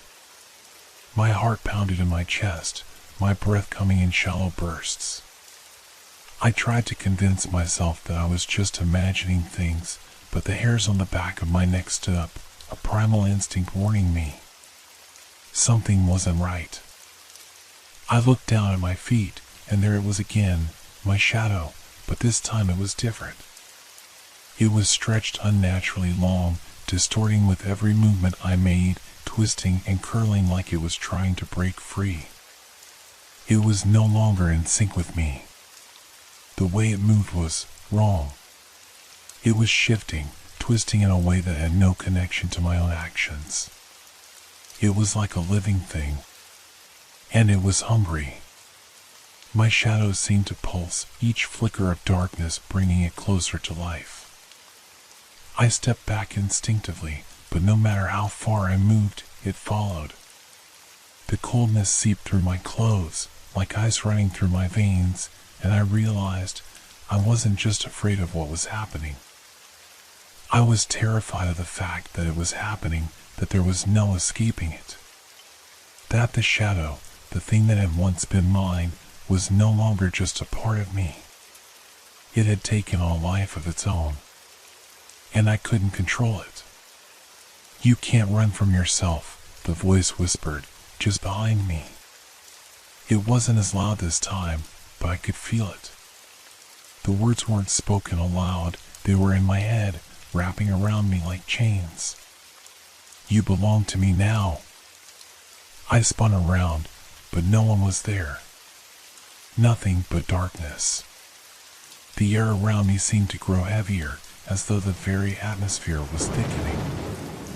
I was suffocating under the weight of something unseen, something far worse than what had happened before. My shadow twisted again, its form warping into something grotesque. The legs stretched, elongated, the edges sharp and jagged, as though it was trying to tear itself free from the ground. The darkness was rising, creeping up the sides of the bench, curling around the legs. It was consuming everything, like the world was being swallowed whole, piece by piece. "You can't escape me," the voice continued, growing louder, more insistent. It was everywhere now, echoing through my thoughts, in my very bones. The shadow surged forward, reaching toward me with unnatural speed. I couldn't think, couldn't react. I was trapped. Then, without warning, something shifted, something I hadn't noticed before. The air seemed to shimmer, the world around me flickering, as if reality itself was bending. I looked up and saw a figure in the distance, standing in the park entrance, bathed in pale light. It was a person, but it wasn't. Their form was blurry, distorted, like they didn't belong to this world. They seemed to flicker in and out of existence, shifting between solid and shadow, as though they were both real and not real at the same time. But what struck me the most were their eyes. They were wide open, staring at me with an intensity that made my blood run cold. And in those eyes, I saw something I had never seen before. Not fear. Not concern. Recognition. I could feel it in my gut, the same feeling I had when I first saw my shadow moving on its own. The same dread. I opened my mouth to shout, to call out for help, but no words came. I was paralyzed, my body frozen in place. The figure stepped forward, the air around them warping with each movement, and my shadow reacted. It knew the figure. And for the first time, I realized this thing wasn't just connected to me. It was connected to something far worse. Something that had been waiting for me. I felt a chill, not just in the air, but deep in my soul. This was no longer just a nightmare. This was the beginning of something much worse. The figure was getting closer. Each step it took sent ripples through the air, as if its very presence was bending the fabric of reality. I could feel the shadow behind me, growing darker, more defined, as if it was alive, an entity on its own, bound to this creature in the distance. My legs felt like they were made of stone, unable to move, unable to escape. I was frozen, trapped between the darkness of my own shadow and the terrifying figure that approached. I couldn't look away, couldn't bring myself to turn and run, because somehow, deep down, I knew it was pointless. No matter where I went, the shadow would follow. The figure stopped about 10 feet away. Its eyes, those piercing, unnatural eyes, locked onto mine, and I felt a chill run through me, as if I were being stripped bare, my very essence exposed. It didn't speak, didn't need to. The connection was there, in the silence, in the space between us. I was no longer alone. The shadow behind me wasn't mine anymore. It had become something else, something that belonged to the figure. It was its creation, its extension, a piece of it that had been grafted into me. It was feeding off of me, but I could feel the figure feeding off of both of us. It was the puppeteer, and we were the marionettes. I've been waiting, the figure's voice finally broke the silence. It wasn't loud, but it cut through me like a blade. Its voice was not human, not at all, but I understood every word as if they were my own thoughts. You should have known that shadows never truly leave. They follow you, they grow with you, they wait for you to surrender. I tried to speak, to scream, to ask what it wanted from me, but the words stuck in my throat. My mouth was dry, my tongue thick, as if the very act of speaking had been taken from me. The figure's eyes never left me, and I could feel my heart pounding in my chest, desperate, frantic. You think you can control it, it continued, its voice wrapping around my mind like a vice. You think you can run from it. But you're wrong. The darkness is a part of you, just as much as you are a part of it. I wanted to fight. I wanted to scream and demand answers. But I couldn't. The pressure in my chest was unbearable. It was as if my very being was being crushed under the weight of what this thing was telling me. And then I realized I had never truly been free of the shadow. Even when I thought I had escaped, when I thought I had outrun it, I was wrong. It had always been with me, in the back of my mind, lurking just out of sight, waiting for the right moment to return. And this was the moment. I tried to move again, to force my body into action, but the shadow, its shadow, was too strong. It was pulling me toward it, drawing me closer to the figure in front of me. The more I resisted, the stronger the pull became, until I felt like I was being dragged into the very ground beneath me. The figure smiled, a grin that stretched unnaturally wide, far too wide for a human face. It didn't have a mouth, not really. The smile was a distortion, a mockery of something once human. It reached out with a long, thin arm, its fingers like the claws of some predatory animal. "You belong to the shadow now," it whispered, its voice vibrating in my skull. "You were never meant to escape." I closed my eyes, bracing myself for what was to come. I could feel the shadow, the one that had once been my own, wrapping itself around me, taking me in. It was suffocating, but it wasn't the kind of suffocation you could escape. It wasn't physical. It was deep, inside me, in the very essence of who I was. For a moment, I felt nothing but darkness. There was no light, no sound, just the overwhelming presence of the shadow, pulling me deeper, dragging me down into the void where I could never escape. But then, just as I thought I had been swallowed whole, there was a shift, a small, subtle change. A crack in the dark. A flicker of light. It wasn't much. It wasn't enough to banish the shadow, but it was enough to make me stop, to make me pause for just a second. It was a thought. A single thought, slipping into my mind like a whisper. "You have the power." I didn't understand what it meant. It didn't make sense. But I clung to it desperately, trying to force the words into something real, something I could control. I didn't know what power I had, or how it would save me, but I knew I had to try. With every ounce of strength left in me, I focused on the thought, willing the light to grow, to push back against the darkness. I didn't know how to fight it, but I had to. I had no other choice. The shadow fought back, tightening its grip, pulling me closer to the figure, but I didn't stop. I kept pushing, focusing all my energy on the light, forcing it to expand. The pressure in my chest grew unbearable, but I kept going, pushing against it, determined to break free. And then, just as I thought I would collapse from the strain, the light exploded forward, shattering the darkness around me. The figure shrieked, its form flickering, distorting, its eyes wide with something like fear. For the first time, I felt free. The figure staggered back, its form breaking apart, feeding into the nothingness from which it had come. The shadow around me began to shrink, slowly at first, and then faster, until it finally disappeared entirely.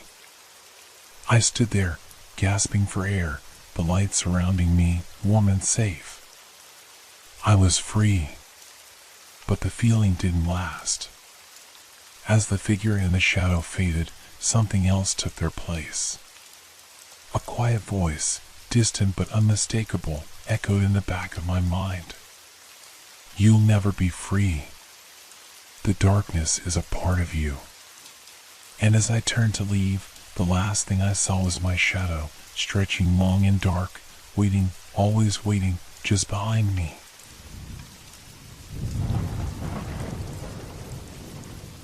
Have you ever heard a story that felt so real, so vivid, that it lingered with you long after the words were spoken?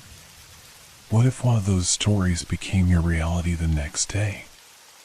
It all started one quiet evening when I stumbled across a group of people gathered in a dimly lit basement, far off the beaten path. At first, I was hesitant. There was something about them that felt off. They weren't the usual crowd you'd find hanging out at a local bar or coffee shop. But there was something about the way they spoke, the way they invited me in, that made me curious. Their stories were said to be unlike anything I had ever heard. I remember the first night I joined them. There were 5 of us sitting in a circle, the light from a single lamp casting strange shadows against the cracked walls. No one spoke at first, the air thick with anticipation. The stories that were shared felt normal at first, haunting, but nothing out of the ordinary. Ghosts, lost souls, dark figures in the corner of the room. The kinds of things you expect to hear from a group of people eager to share the scariest tales they could think of. But the feeling in that room was different. It was heavier, more intense. As the stories continued, something strange began to happen. Each of the tales shared felt more real, more personal. They weren't just stories anymore, they felt like warnings. No one had mentioned anything about consequences when I joined, but soon I realized there was an unspoken rule. Once you heard a story, you couldn't escape it. It was as though the room itself held an unseen presence, like it was breathing with the rhythm of the stories being told. Every crack in the walls seemed to grow wider, every shadow stretching farther. The laughter, at first easy and comfortable, began to feel hollow, as if we were all just playing a part in some twisted game. But I didn't leave. I couldn't. Something in me wanted to know what would happen next. That first night, the story that stuck with me was one told by a man named Jack. His voice was low, almost hypnotic. He spoke of a woman alone in her house who heard a soft knock on her door late at night. She opened it, expecting a delivery or maybe a neighbor. Instead, standing in the doorway was a tall man, his face hidden by shadows, his breath shallow and quick. The woman, fearful yet curious, stepped back as the man took a step forward. The door creaked and groaned as if it were protesting. The man didn't speak, he just stood there, watching her, his form barely distinguishable from the darkness behind him. Then, without warning, he disappeared, vanishing into thin air, leaving only the echo of his footsteps. The woman stood frozen, listening for any sign of his return, but there was only silence. The next day, Jack didn't show up at the usual meeting. It was strange, but not entirely out of the ordinary. People missed meetings sometimes. But when I woke up the following morning, I received a call from a mutual friend. Jack had been found, standing in his front yard, staring blankly into the street. When they approached him, he didn't respond. He simply stood there, his gaze fixed on an empty spot in the distance. When they finally managed to get him to speak, he whispered only one sentence, "I saw him. He's real." That's when the unease settled in. At first, I didn't think much of it. People have wild imaginations, right? But the next night, I came back, unable to shake the lingering thought that something was off. And as we sat around that table again, another story was shared. This time it was Mary's turn. She told us about a man who had entered his home late one evening, only to find the furniture rearranged, the lights flickering, and strange noises echoing through the rooms. He had initially thought it was a prank, perhaps his wife or his friends playing some kind of joke. But the more he walked through the house, the more he felt like something wasn't right. The noises were no longer coming from another room, they were coming from inside his head. Whispers, quiet but distinct, urging him to leave, to run, to escape. His heart raced as he tried to find the source, but he couldn't. And then, just as suddenly as it started, everything fell silent. He stood still, listening to the quiet, but it wasn't comforting. There was a presence, watching him, waiting. The next morning, I woke up to find an unexpected message waiting for me on my phone. Mary had gone missing. I felt a chill crawl up my spine. I knew this wasn't a coincidence. It wasn't just a game. I had to be careful. I returned to the group the following night, my mind racing. How were these stories becoming real? Was someone manipulating us? Were we caught in some kind of trap? But I couldn't leave. No matter how much I tried to rationalize it, I knew I was hooked. I had to find out more. And then the stories started to turn darker. Each one felt closer to home, like they were deliberately targeting us. The stories weren't just ghost stories anymore, they were becoming our reality. I could feel the walls closing in. I had no choice but to confront whatever force was behind it all. As the days went by, the line between reality and the stories we told became increasingly blurred. People began to disappear. Strange things happened. I couldn't trust anyone. I couldn't even trust myself anymore. The stories, once told for fun, were now a constant threat, and I was no longer sure whether we were the ones telling them or whether we were simply players in a game that someone else had set in motion. The next night, the atmosphere in the basement was suffocating. The usual dim lighting, the thick shadows, felt even more oppressive. Everyone was here, except Mary. There was an empty seat in the circle where she should have been. Her absence hung in the air, heavy, like a word unspoken. I tried not to look at it, but my eyes kept drifting to that chair. Jack's absence was still fresh in my mind, but Mary's disappearance, that felt different. Her story was the one that lingered with me, the one that I couldn't shake. A story about a house, a man, a presence. I found myself asking, was there a connection between the stories? Were we part of something bigger? I felt a tightness in my chest as I glanced around the circle, unsure of who to trust. Had they known? Did they understand what was happening? I noticed that no one was looking at me, but I could feel their eyes, their thoughts, like a weight pressing down on my shoulders. We're missing someone, I spoke out, trying to break the silence. The others shifted uncomfortably, but no one responded. Where's Mary? I asked again, my voice trembling more than I wanted it to. A man across from me, Lucas, leaned forward, his eyes dark with concern. She's gone, he muttered, his words clipped, as though even saying it aloud was something dangerous. Gone? I repeated, my throat dry. What do you mean gone? She vanished, he said, his voice barely above a whisper. Just like Jack. But this time, it's different. There was a tense pause. I could feel the temperature drop in the room, the air growing colder with each passing second. My heartbeat quickened. You don't understand, do you? Lucas continued. These aren't just stories. They're real. Every story we tell, something happens. We're being affected. I shook my head, the reality of his words sinking in. Could it be true?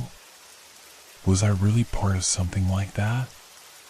A strange chill crept up my spine as I realized I had already felt it, the subtle shifts, the odd sensations. The sounds in the distance, the soft scratching, the things that didn't belong, but I had ignored. It was all happening, and I was too late to stop it. I'm leaving, I said, trying to stand up, but my legs felt like they were made of stone. Something kept me rooted to the spot. I had to leave. No, Lucas said sharply, his eyes wide with fear. You can't.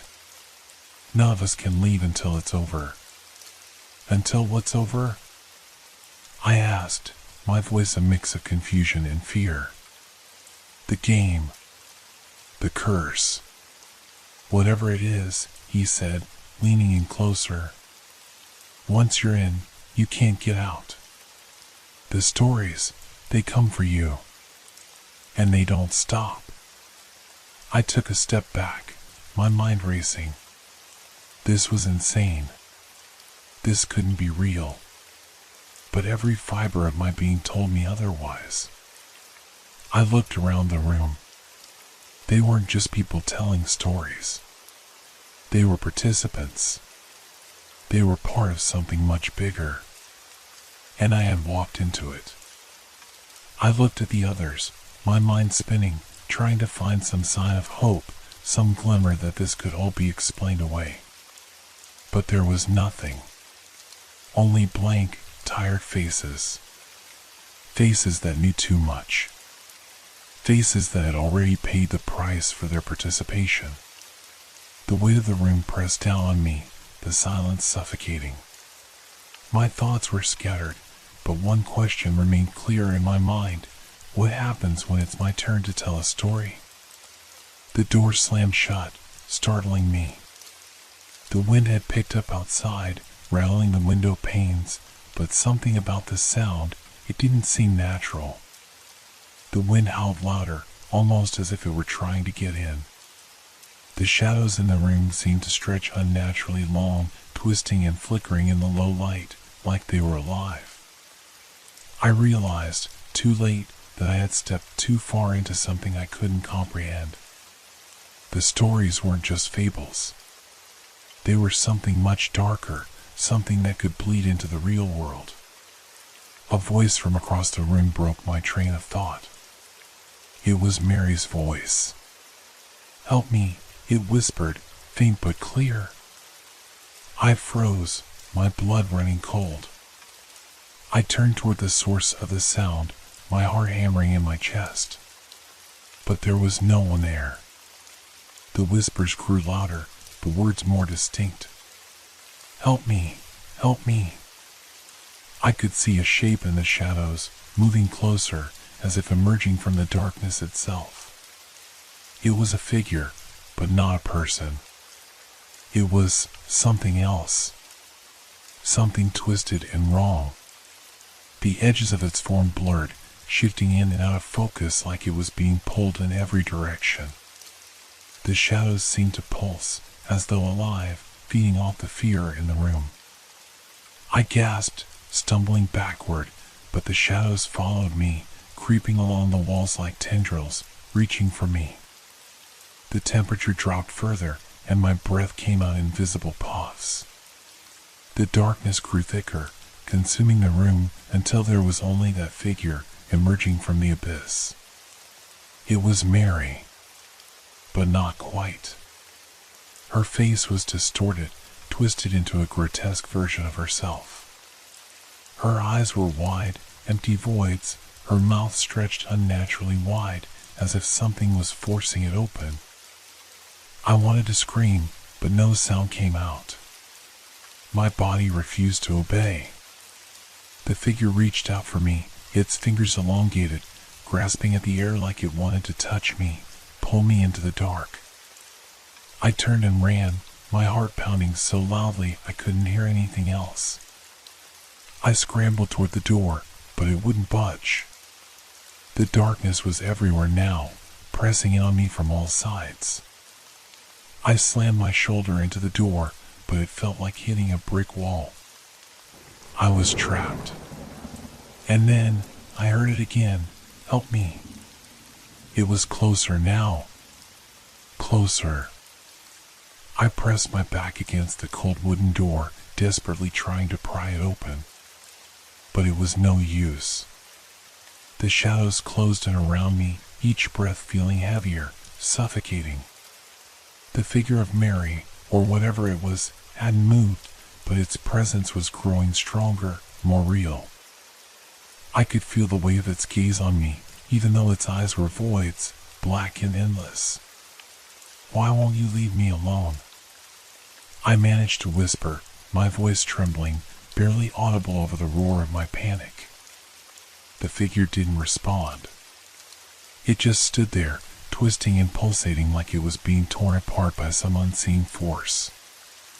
I couldn't take my eyes off it, couldn't escape the pull of those dark, hollow eyes. Every part of me screamed to run, but my legs were rooted to the floor, frozen in terror. And then I heard it. A sound so faint at first, I wasn't sure if I was imagining it. It was a soft scraping, like nails on glass, coming from the direction of the shadows. Slowly, agonizingly slow. It grew louder, closer. I turned my head just enough to catch a glimpse of what was causing the sound. My breath caught in my throat. More figures were emerging from the darkness. They were all there, the people from the club, each of them twisted, deformed, their faces contorted in agony. Their bodies didn't move the way they should.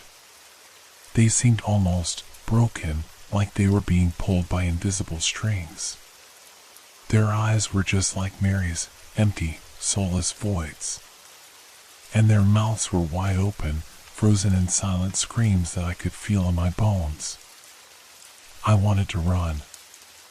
I needed to run. But my body refused to move. A cold, suffocating wind began to howl in the room, pushing the shadows even further into every corner. The walls seemed to stretch outward, the space around me growing larger and more distorted. The figures were closing in, and I could hear their footsteps now, slow and deliberate, scraping across the floor like nails on a chalkboard. No! I finally screamed, the sound tearing from my throat. Stay away! But they didn't stop. They kept coming, their steps growing louder, closer, until I felt their cold breath on the back of my neck. I tried to push myself further into the door, but it was no use. I was trapped. And then, a voice broke through the madness. It was a voice I didn't recognize, but I knew I had to listen. You're not alone, the voice whispered, low and steady. You never were. The figures froze. Their empty eyes turned toward the source of the voice, and I could feel the tension in the air, thick with the anticipation of what was to come.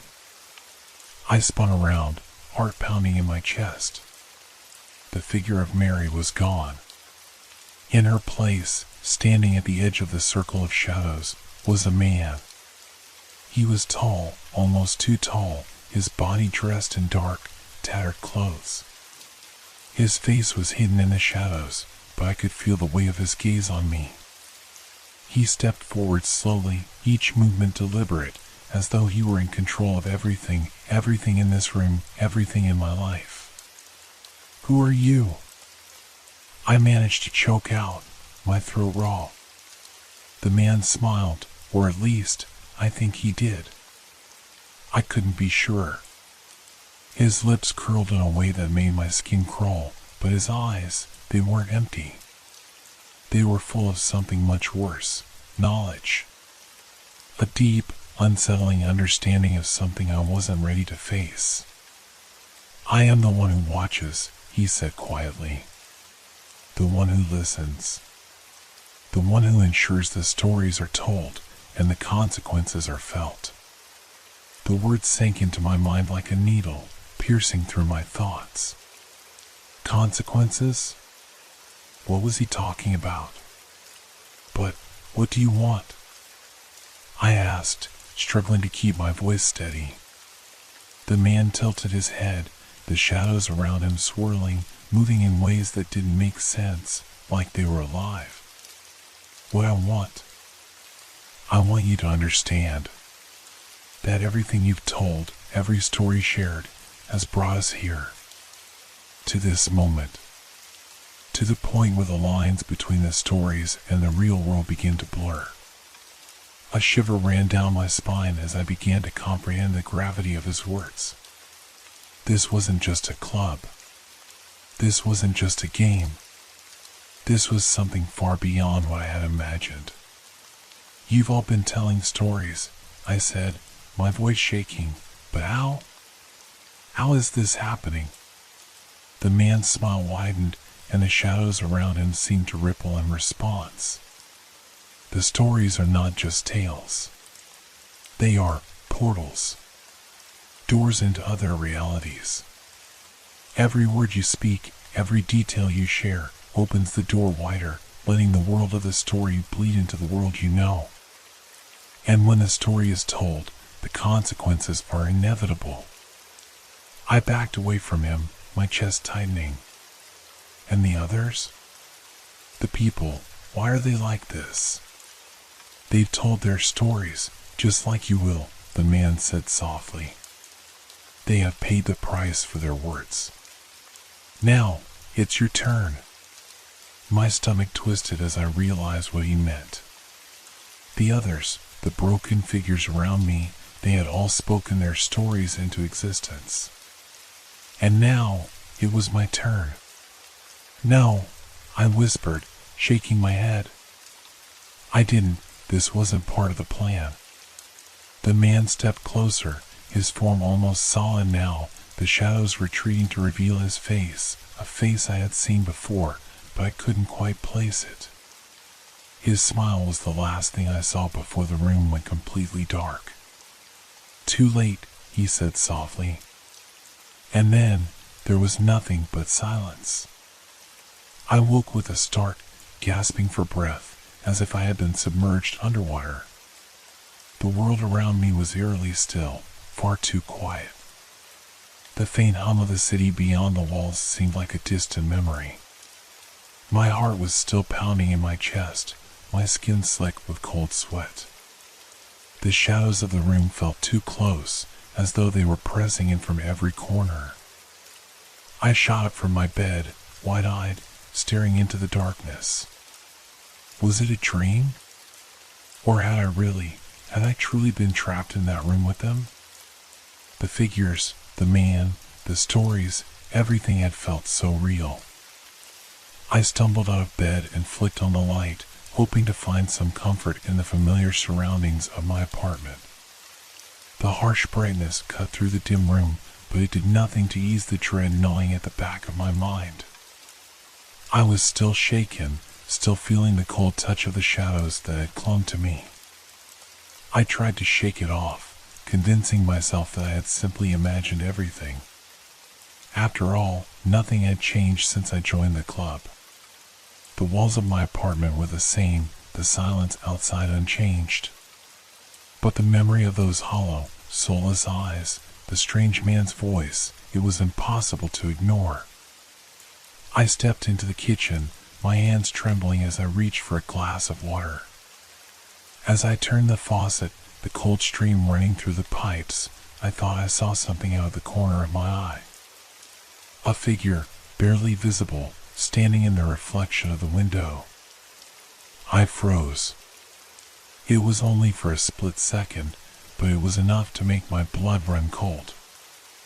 I turned around quickly, but there was nothing there.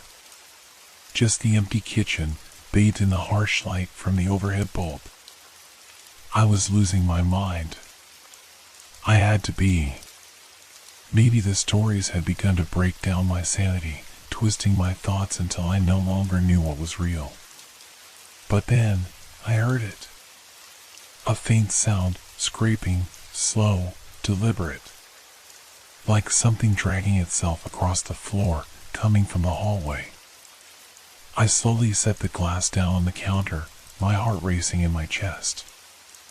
I didn't want to look, but the sound grew louder, unmistakable, as if something, or someone, was moving toward me. I took a deep breath, trying to steady myself, and slowly turned toward the hallway. The darkness at the end seemed to stretch farther than it should. The hallway light flickered, casting long, unnatural shadows that crawled along the walls. I wasn't alone. The air was thick with the smell of something burnt, something putrid. A part of me screamed to run, but I couldn't move. My legs felt as though they were frozen in place. I stood there, my eyes locked on the hallway, waiting.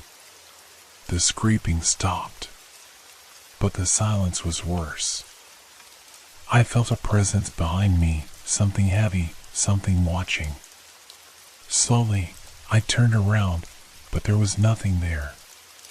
Except for a small, indistinct shape at the edge of my vision, a figure that shouldn't have been there. It was a shadow. It was moving. I blinked, and in that instant, the shape was gone. But I felt it, lurking just outside my field of vision. Watching me. Waiting.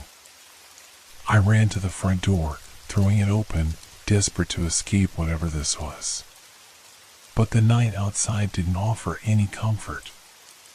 The city was as still as it had been inside, but there was something off about it.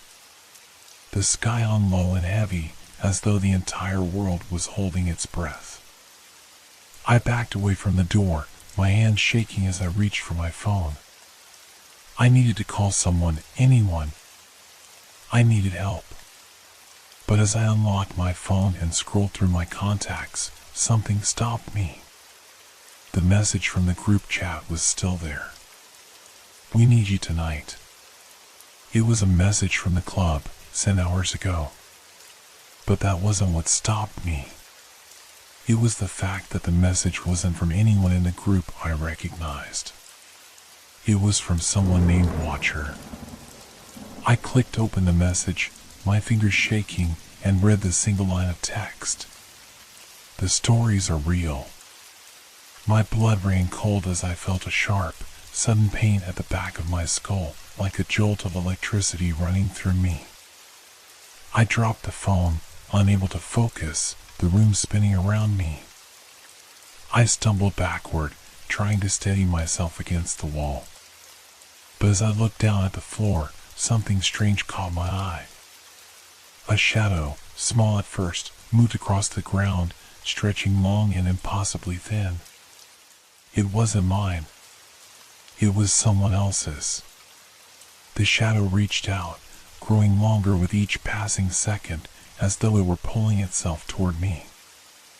I screamed and turned to run, but the shadows closed in too quickly, wrapping themselves around my legs, pulling me back. I was trapped again. The walls seemed to close in, the air thickening with the stench of burning, and the last thing I saw was the face of the man from the club, his smile widening as he emerged from the shadows. "You shouldn't have told the stories," he whispered, his voice cutting through the darkness. "Now you will become one of them." The last thing I heard before everything went dark was the sound of scraping, slow and deliberate, growing louder and louder until it drowned out everything else. And then, silence. I woke again, but this time I wasn't sure where I was. The world around me was pitch black, and the air was thick, damp. I tried to move, but I couldn't. My limbs felt like they were weighted down, as if invisible hands were holding me in place. My heart raced, panic setting in as the feeling of being trapped, no, restrained, sank deeper into my chest. I strained my senses, but the only thing I could hear was the deafening silence, punctuated by the faintest of sounds. A distant scrape. I was no longer in my apartment. Slowly, I forced myself to focus, clearing the fog from my mind. The last thing I remembered was that shadow, that figure with the smile that had made my blood run cold. It felt like a dream, or perhaps a nightmare, but I knew better than to dismiss it. I forced my eyes open, the faintest glimmer of light finally penetrating the darkness.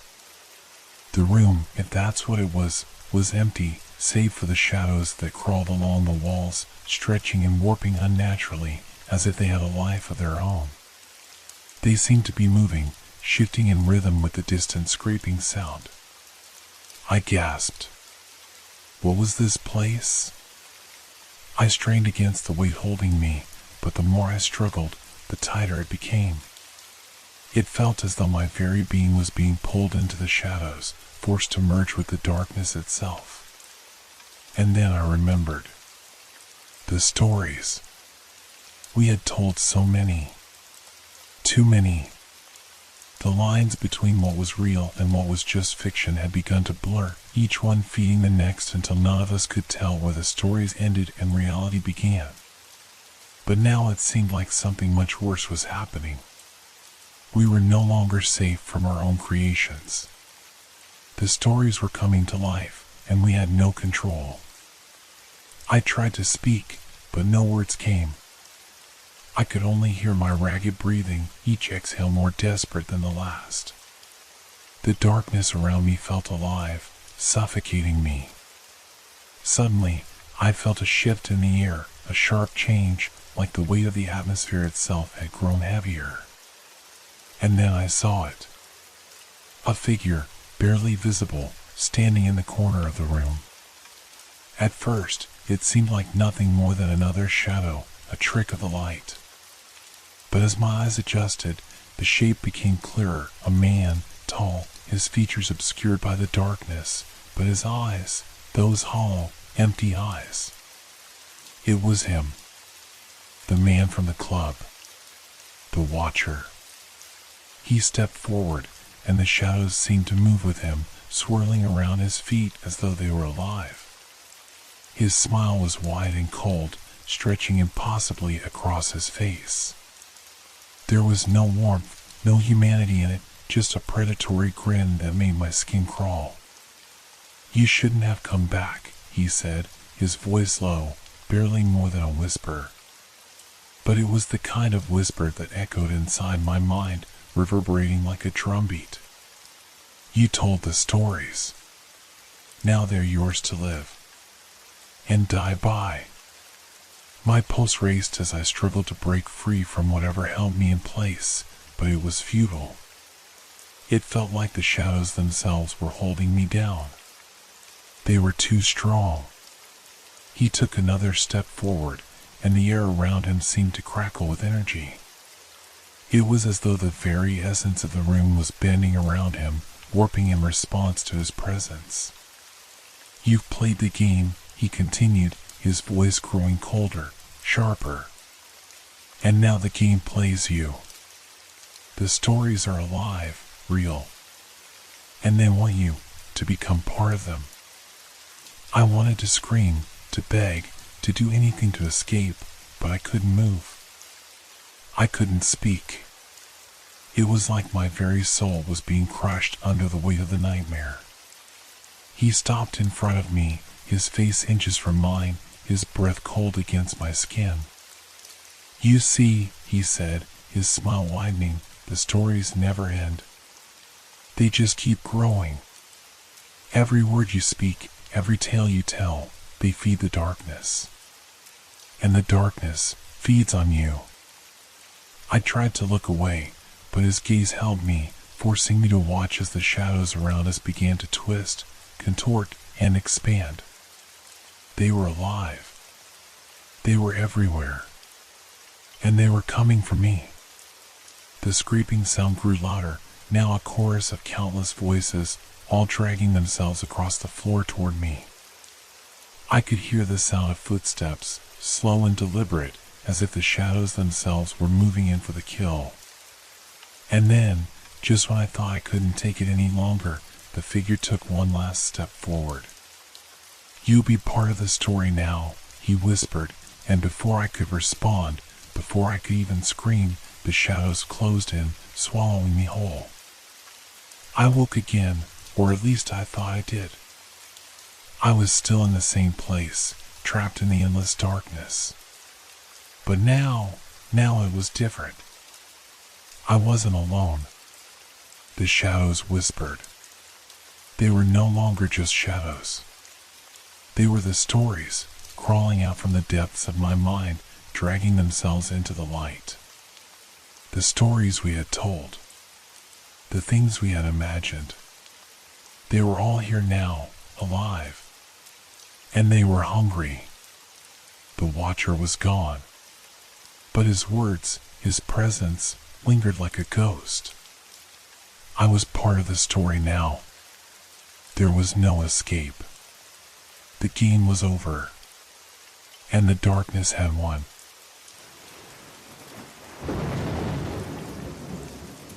Have you ever had a dream so vivid, so real, that when you woke up, you weren't sure if you were still in it? That was how it started for me, like something out of a fantasy, or perhaps a nightmare, but I wasn't sure which. It was my last day on vacation, and I had decided to explore the forest near the small town where I was staying. I didn't have any particular plans, but I was determined to make the most of my time away. It was just a normal walk at first, the kind you take to clear your head. But then I found it. There, half buried under a pile of fallen leaves, was an old, worn piece of parchment. It looked ancient, fragile, as though it had been hidden away for years. My curiosity took over, and I carefully unrolled it. To my astonishment, it was a treasure map. The map wasn't anything like the ones you see in movies, drawn with bold lines and marked with an X. This one was different. The places on it seemed familiar, yet strange. Some were labeled in a language I couldn't quite understand, while others had symbols that seemed to shift when I looked at them too long. I could swear I recognized a few landmarks from the area, but others, well, they didn't exist in this world. I stared at it for a while, unsure whether it was real or a prank. But that night, I dreamed of the map. The dreams were unlike anything I had ever experienced. In them, I was following the map, moving through the forest with an unseen force guiding my every step. The landmarks from the map were so real, so vivid, that I woke up in a cold sweat, unsure if I had truly been there or if it had been a dream. The next day, I couldn't shake the feeling that the map was calling to me. I decided to follow it. The map promised treasure, yes, but there was something more. It wasn't just about the gold or jewels, there was an urgency to it. A sense that I had to go, that if I didn't, I would miss something important. I packed a small bag, grabbing a flashlight, some snacks, and a bottle of water. I wasn't sure where I was going, but the map had its own kind of logic, its own language that seemed to make sense in my mind. I walked deeper into the forest, and as I did, I felt the weight of the world begin to shift. The air was still, too still, as though the trees themselves were holding their breath. The leaves on the ground rustled beneath my boots, but the sounds of the forest felt distant, muted, as though the world around me was beginning to fade. The first landmark on the map was a large oak tree, one that I had seen countless times before. It wasn't anything unusual. But as I approached it, something strange happened. The tree seemed to grow darker, the bark taking on a deeper, almost unnatural hue. The shadows around it seemed to stretch longer than they should, and a chill ran down my spine. I checked the map again, and the symbols seemed to shift ever so slightly. The next point on the map was a stream, a small, winding creek that I knew well. But as I followed the stream, the air grew colder, and the water began to take on a strange, murky tint. It wasn't the clear water I was used to. It felt wrong. I kept walking, and the forest seemed to close in on me. The path ahead was no longer clear, the trees growing tighter together, their branches reaching down as if trying to trap me in their grasp. And then, just as I was about to turn back, I saw it. The next symbol on the map was for a cave, one that didn't exist. I was certain of it. There was no cave near the stream, no hidden opening in the rocks. But there it was, right in front of me. The entrance was barely visible, hidden behind thick vines and overgrown foliage.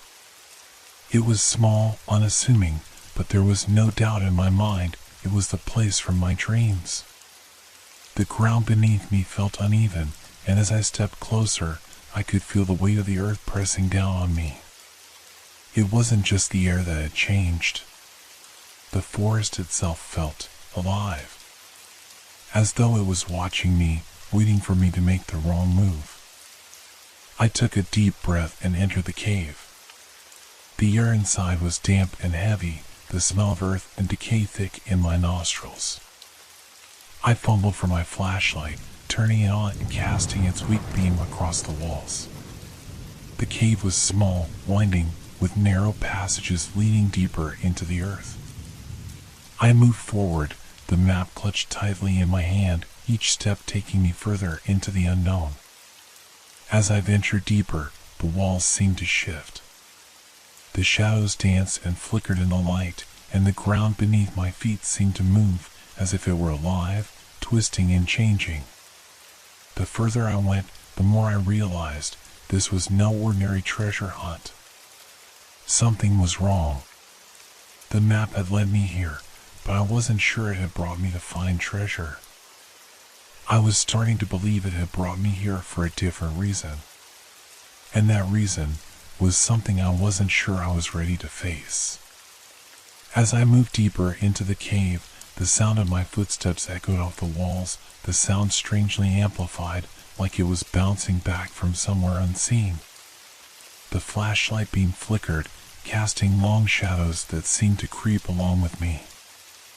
I kept my focus on the map in my hand, the crinkled edges barely held together by years of age. The symbols now seemed clearer to me, more than just shapes. They almost looked like words, though I couldn't read them. They were familiar in a way that felt wrong, like I had seen them before, but not in this life. The cave narrowed as I moved deeper, the air thick with the musty scent of earth and rock. My heart pounded, but it wasn't from exertion. It was from a growing sense of dread that settled deep in my chest. I could feel it. Something was watching me. I turned the corner and froze. There, in the center of the cave, was an old wooden chest. It was exactly as the map had shown, but it looked far too out of place. The chest was weathered, worn, and seemed to pulse with a strange energy. It was surrounded by faint, glowing symbols etched into the ground, a warning of some kind. I should have turned back. I should have walked away and never looked at the map again. But something compelled me forward. I stepped toward the chest, my breath shallow, each movement slow as though the air itself was thickening, trying to hold me back. The glow from the symbols seemed to pulse in time with my heartbeat. I reached for the chest, my fingers brushing against the cold, rough wood. The moment I touched it, a sharp jolt of energy coursed through me, like a shock that made my body freeze for a second before my senses returned. A low, guttural sound echoed in the cave, distant at first but growing louder. The walls trembled ever so slightly, like the cave was alive, reacting to the disturbance. I hesitated, my instincts telling me to run, but my curiosity, or perhaps something deeper, pulled me back. The lid creaked open as I pushed it with trembling hands. Inside, the chest was empty. Nothing. Just dust and dark, empty space. But that wasn't the most unsettling thing. The air in the cave grew colder, the temperature dropping rapidly. My breath came out in visible puffs, but it wasn't from the cold. It was from something else. The shadows around me grew thicker, darker, and began to move in unnatural ways. I could swear I saw them shifting, pooling together, stretching and bending in impossible directions. And then I heard it. A whisper. Soft, distant, but unmistakably clear. You shouldn't have come. I spun around, the flashlight flickering as if it was struggling to stay lit. I could see nothing, only the inky blackness of the cave surrounding me. The whisper came again, closer this time. My heart raced in panic, and I wanted to run, to get out of that cave, but my legs wouldn't move. It was as if something had frozen me in place. The shadows swirled around the chest, growing thicker, more solid. Figures began to take form, twisted, shifting shapes that flickered in and out of existence. Faces, contorted in agony, emerged from the darkness, their eyes wide, unblinking, staring at me. I could feel their gaze, cold and predatory, watching me, waiting. The whispers grew louder, now voices merging into a cacophony, all of them speaking at once. You've disturbed us. The treasure is not for you. Leave, or suffer the consequences. I couldn't breathe. My throat tightened, and I stumbled back, my mind racing. The cave seemed to close in on me, the walls pressing tighter and tighter. I tried to turn, to find the entrance, but it was no longer where it had been. The tunnel I had come through was gone, replaced by darkness. And then I saw it.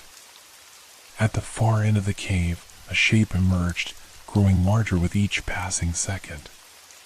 It was like the shadows themselves had coalesced into a form, a figure tall and towering, its outline hazy but unmistakably menacing. Its eyes gleamed with an unnatural light, and I could hear its breath, slow, deliberate, as though it was savoring my fear. "You have awakened what was never meant to be found." The voice came from the shadow, deep and resonant, shaking me to my core. My heart hammered in my chest, and I knew, deep down, that this wasn't just a treasure hunt. This wasn't about gold or riches. This was about something ancient, something far beyond my understanding. I had made a grave mistake. As the figure began to move toward me, I turned, running blindly through the cave. The walls seemed to shift, the ground uneven beneath my feet, and the shadows chased me. I could hear them, the whispers growing louder, the shapes moving just out of my sight. I didn't know where I was going. I didn't care anymore. I had to escape. But the deeper I ran, the more lost I became. The caves seemed endless, the passages winding in impossible directions. Every turn I took only led me further into the heart of darkness. And then I realized there was no escape. The treasure wasn't something to be found. It was something that found you. The map, the cave, the shadows, they were all part of the trap. And I had walked right into it. I don't know how much time passed as I stumbled through the cave, my breath ragged and my mind spinning in confusion.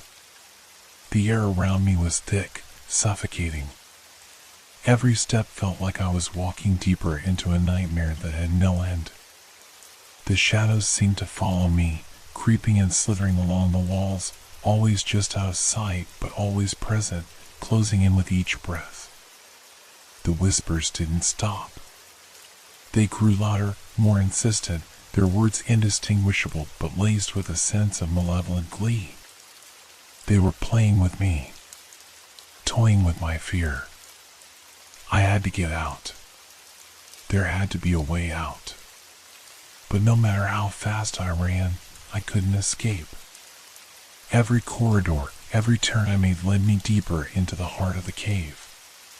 The walls seemed to shift around me, the rocks stretching and compressing, changing their form as if the very landscape was alive, mocking my desperation. I tried to scream, to call out for help, but my voice was swallowed by the oppressive darkness. My chest tightened, and panic surged through me.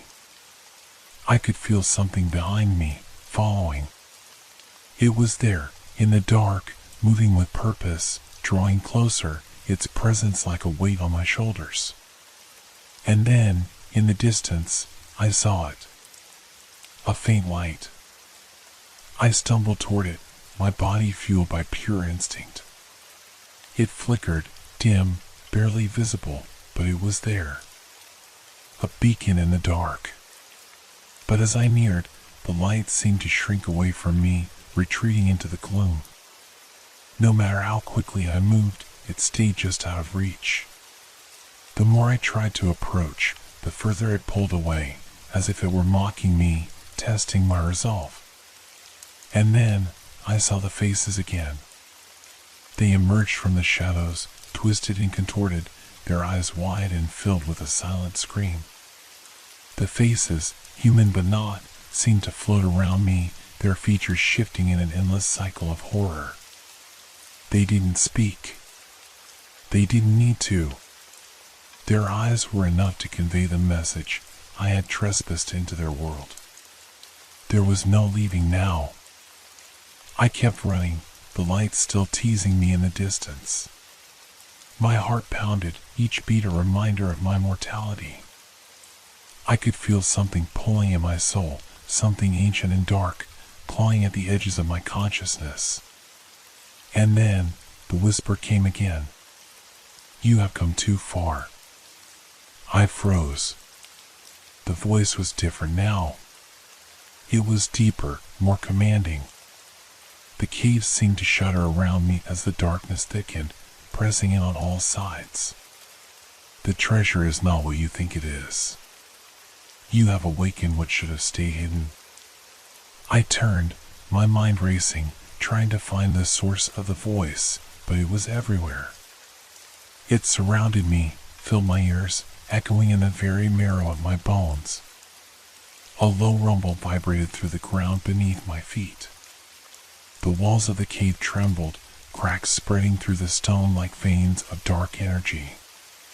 The shadows seemed to twist, to writhe, as if alive. And then, from the center of the cave, something began to take form. At first, it was barely visible, a blur of shadow and light, but as it grew clearer, I saw it, a figure, tall and imposing, its form indistinct but shifting. It was as if the shadows themselves were combining to create a creature of pure darkness. Its eyes gleamed with a cold, calculating light, and I knew, with a terrible certainty, that it was not human. You should not have disturbed us, the voice boomed. It came from everywhere and nowhere, as if the very air around me was speaking. The figure began to move, its form rippling and distorting like smoke in the wind. It was coming for me. I turned and ran again, this time with no destination in mind. My mind was a blur of panic and dread. Every muscle in my body screamed for escape, but my legs felt like lead. The ground beneath me seemed to shift, to pull at me, trying to trap me in its embrace. And then I saw it. The chest. It was back where I had first found it, standing open and waiting. But now, there was no treasure inside. Instead, there was something else, something far worse. A void. A swirling, endless abyss that seemed to stretch beyond the edges of reality. It was sucking in everything around it, the cave, the shadows, even the very air itself. I realized, with a sudden jolt of clarity, that the chest had never held treasure. It had always been a doorway, a gateway to something far darker. The map had led me here, but it had also led me to this moment, to the very edge of the abyss. I couldn't escape it. There was no way out. The shadows were closing in. The figure in the dark was getting closer. I could feel it now, its cold presence behind me, its breath heavy on my neck. You are part of the treasure now, the voice whispered. You belong to the shadows. I stumbled backward, falling to the ground, my body trembling with terror. The darkness was swallowing me whole, pulling me into the void. I reached out, my hands grasping for anything, but there was nothing, only the abyss. And then, everything went dark. I don't know how long I was unconscious. Time had no meaning in that place, no sense of passing moments. When I awoke, I was lying on cold, hard stone, the echoes of the shadows still whispering in my mind. The darkness was absolute, suffocating, and yet I could sense something just beyond my reach, something watching me. I sat up, my head spinning. The walls of the cave were gone, replaced by an endless void of nothingness. There was no ground beneath me, no air to breathe. Just a vast emptiness, stretching on in all directions, as though I was suspended in some kind of nightmare, unable to wake up. And then, out of the void, a shape emerged. A figure. It was tall and shrouded in darkness, its form barely discernible. The features were indistinct, like a silhouette of something that didn't belong in this world.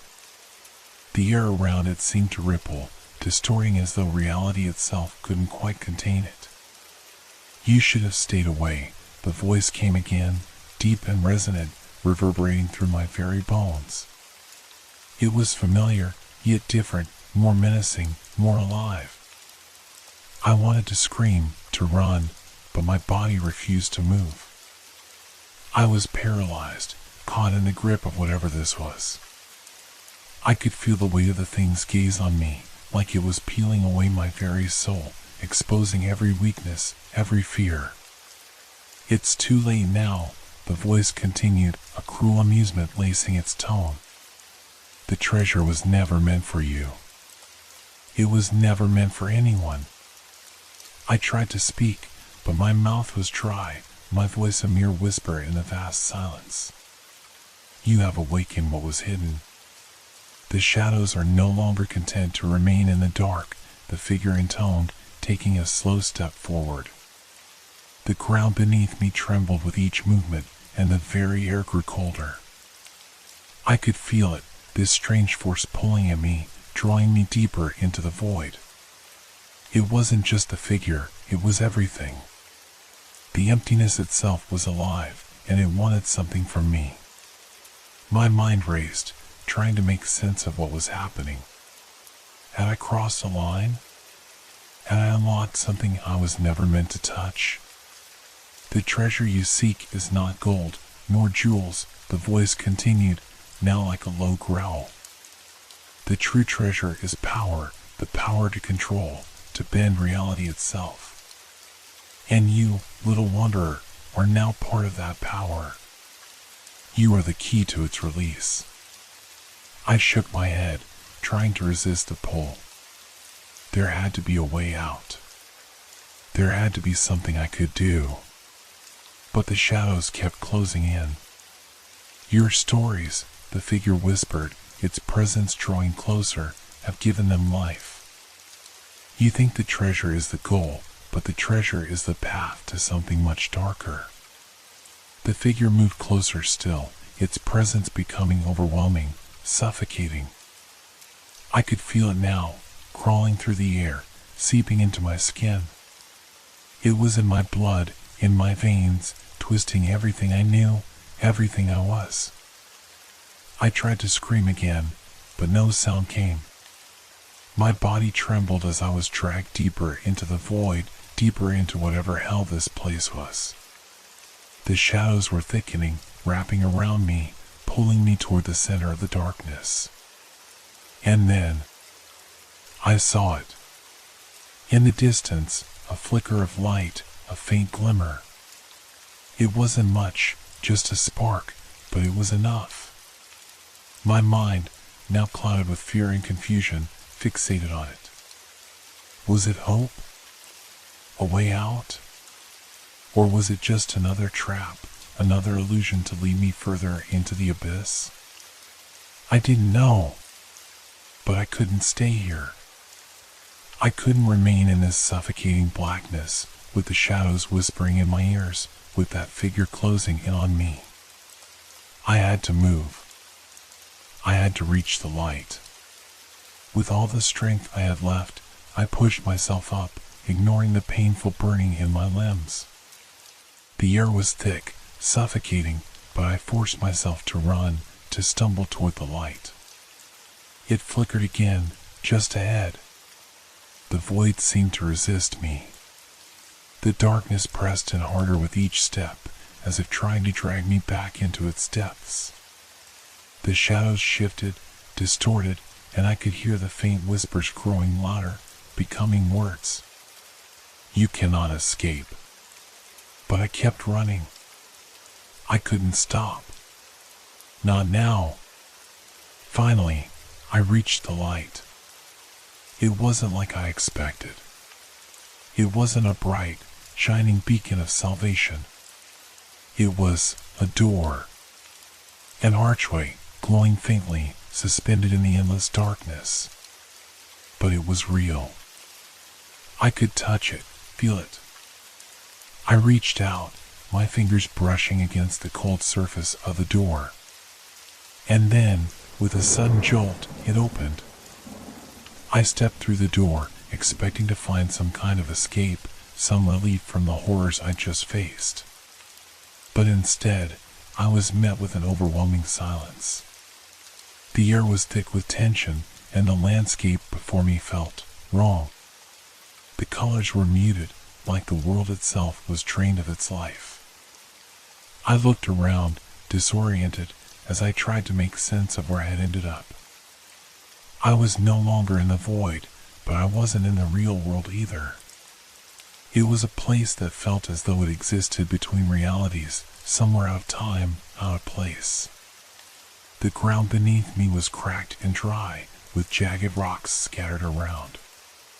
The sky above was a deep, unnatural shade of gray, as if it had been frozen in a perpetual twilight. There was no sun, no moon, just an endless expanse of emptiness. In the distance, I could see something moving, a shape that seemed to flicker in and out of existence. My heart skipped a beat. Was it real? Or was it another trick, another illusion? The figure approached slowly, its form growing more solid as it neared. I could feel my breath quicken, my pulse racing in my ears.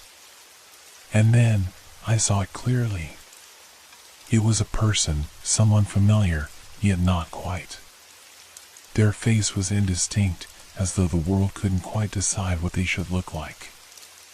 But there was something in their eyes, something haunting.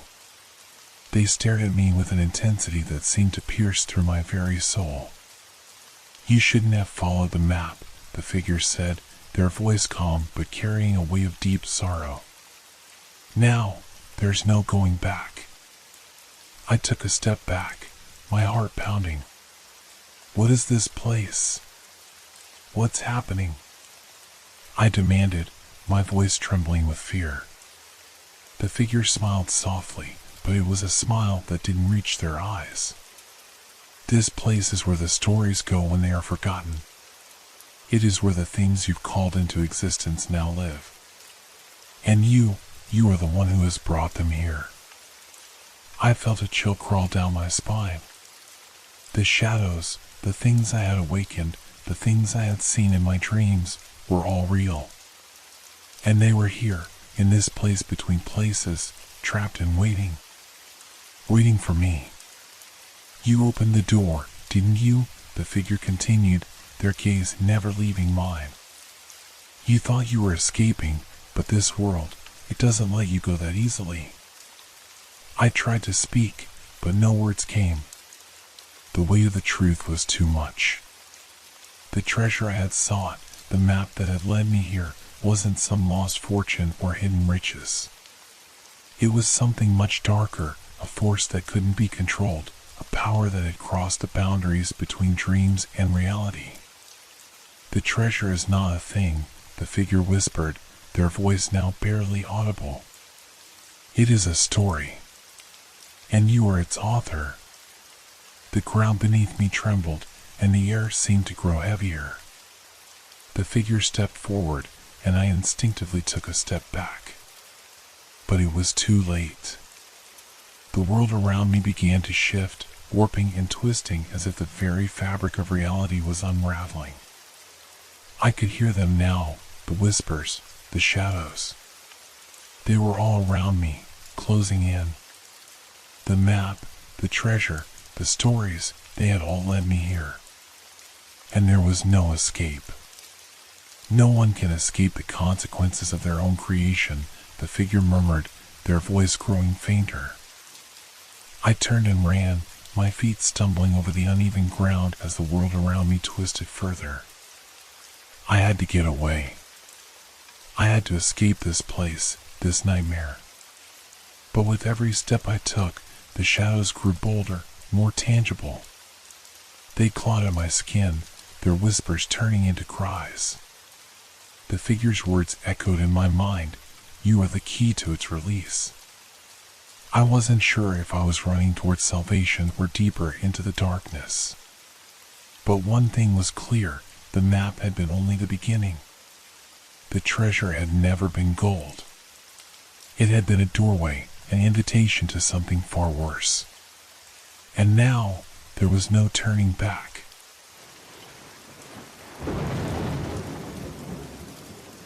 Have you ever moved into a place that felt too quiet? A place where the silence weighs heavy, like it's waiting for something to break it. That was how it felt the first night I stayed in my new apartment. At first, everything seemed normal, too normal. The walls were thin, the floors creaked underfoot, and the hum of the city was just faint enough to be comforting. But as the night wore on, I heard it. It started as a soft murmur, almost like a conversation in another room. I didn't think much of it at first. After all, you don't expect to hear your neighbors talking at midnight. But the sound persisted. It wasn't loud enough to make out words, but it was clear someone was speaking, too clearly for it to be the wind or the old pipes. I tried to ignore it, telling myself it was just the acoustics of the building. The next night, it was there again. By now, I couldn't shake the feeling that something was wrong. I walked down the hallway to check the door of the apartment next door. The door was locked, and there was no sign of anyone living there. According to the landlord, the apartment had been empty for months.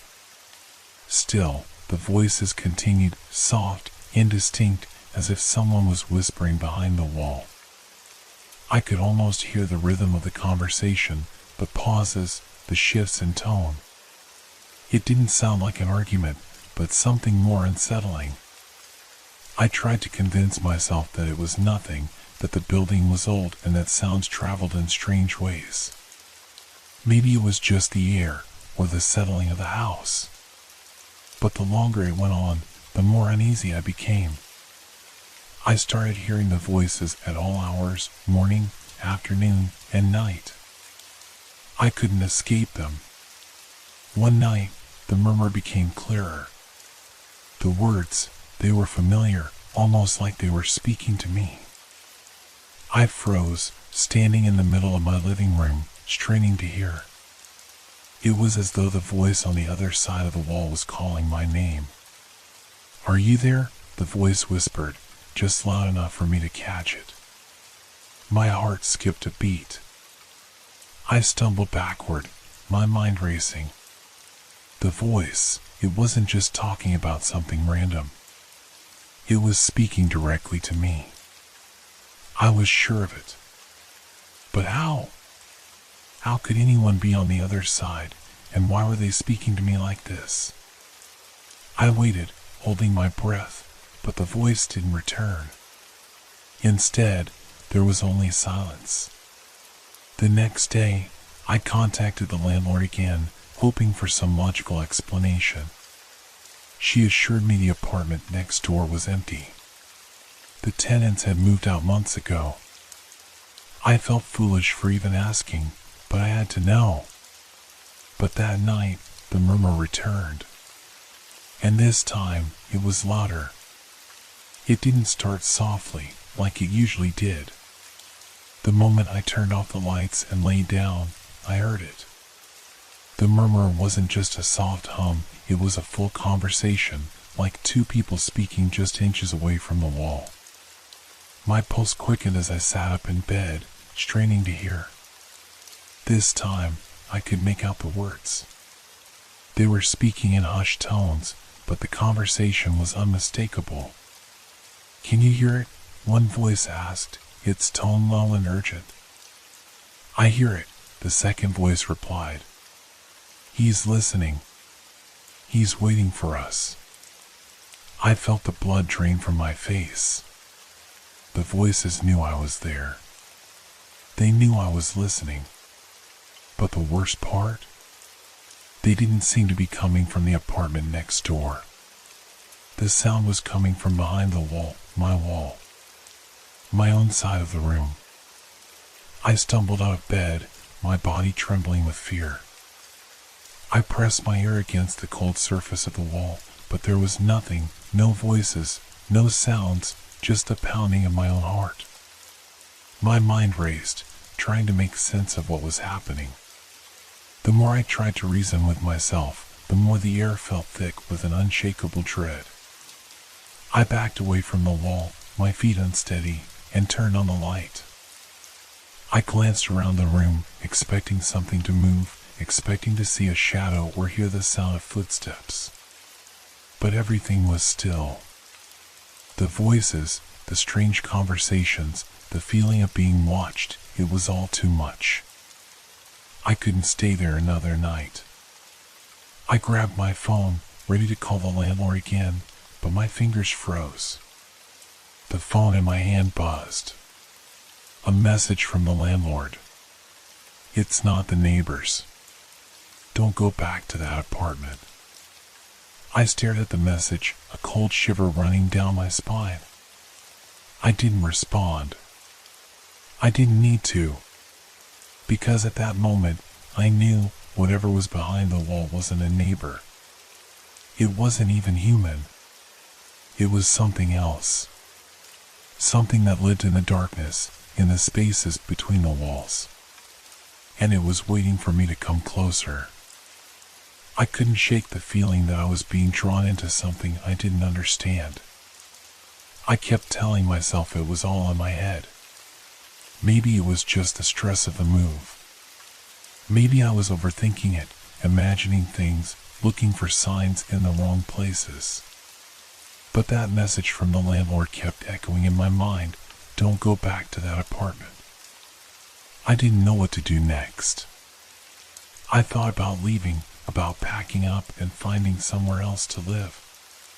But the thought of giving into this creeping terror felt like a defeat. I couldn't let whatever this was win. I had to confront it. I needed to understand why this was happening. The next day, I ventured out, hoping the fresh air would clear my head. The city was bustling, full of life and noise, but it felt far away. My mind kept returning to the apartment, to the voices, to the unnerving whispers coming from behind the wall. As I walked through the streets, I tried to make sense of the events. Was there something hidden in the apartment, something dark and ancient that I had unwittingly disturbed? I recalled the strange chill I'd felt when I first entered the building. Something about it felt wrong from the very beginning. It wasn't just the building, it was the land itself. I couldn't shake the feeling that the apartment was more than just a living space. It was something older, something that had existed long before the walls were built. And it was waiting for someone like me to uncover its secrets. When I returned later that evening, the apartment was quiet. Too quiet. I couldn't hear the murmur of voices this time. My heart pounded as I stepped inside, but the apartment seemed to hold its breath, like it was watching me. I walked over to the wall, the place where the voices had come from. I stood there for a long time, my hand hovering just above the surface. I could almost feel something pulling me in, a magnetic force tugging at my chest, urging me to make contact. I hesitated, my mind screaming at me to stop, but curiosity got the better of me. Slowly, I pressed my palm against the cool, smooth surface of the wall. Nothing happened at first. I almost convinced myself it was just my imagination. Then, I felt it. A faint vibration under my hand. It was like a pulse, subtle but undeniable. The air around me thickened, and the room seemed to close in. The temperature dropped, and a strange, oppressive silence filled the space. I could hear my own breath, shallow and quick, but nothing else. And then the voices returned. This time, they weren't whispers. They were clearer, more distinct, like they were coming from right next to me. One voice, deep and raspy, spoke first. "We know you're here." I recoiled, pulling my hand away from the wall, my breath catching in my throat. The voice seemed to reverberate through the room, like it was coming from inside my own mind. The other voice, a higher pitch, almost playful, followed. "He's listening, just like we thought." I backed away slowly, my mind racing with panic. Was this some kind of hallucination? Had I lost my grip on reality? I had to get out of there. But as I turned toward the door, the voices stopped. Silence. A complete and suffocating silence. I waited for a moment, afraid to move. My eyes darted around the room, searching for any sign of movement, any hint that something was there. But the apartment remained still. I couldn't stay there anymore. I grabbed my coat, my keys, and rushed out of the apartment, locking the door behind me. I had to get away, even if it was just for a little while. My mind was unraveling, and I wasn't sure how much longer I could keep it together. But as I stood in the hallway, the floorboards creaked beneath my feet. And then I heard it. A faint whisper coming from behind the door. "Don't run." I froze, the blood draining from my face. The voice was different now, softer, almost coaxing. It wasn't just in my head anymore. It was coming from the apartment. It was speaking to me, telling me to stop running, to come back. I stood there for what felt like an eternity, my legs frozen in place. My mind was a whirlwind of confusion and terror. I had no idea what was happening or how to make it stop. I glanced at the door, the one that led back into the apartment. My hand trembled as I reached for the knob, the whisper growing louder in my ears, more urgent. "Come back. We're waiting." I took a deep breath and turned the knob. But as I stepped into the room, everything changed. The lights flickered, casting long shadows across the walls. The apartment felt different. The air was thick with something I couldn't explain.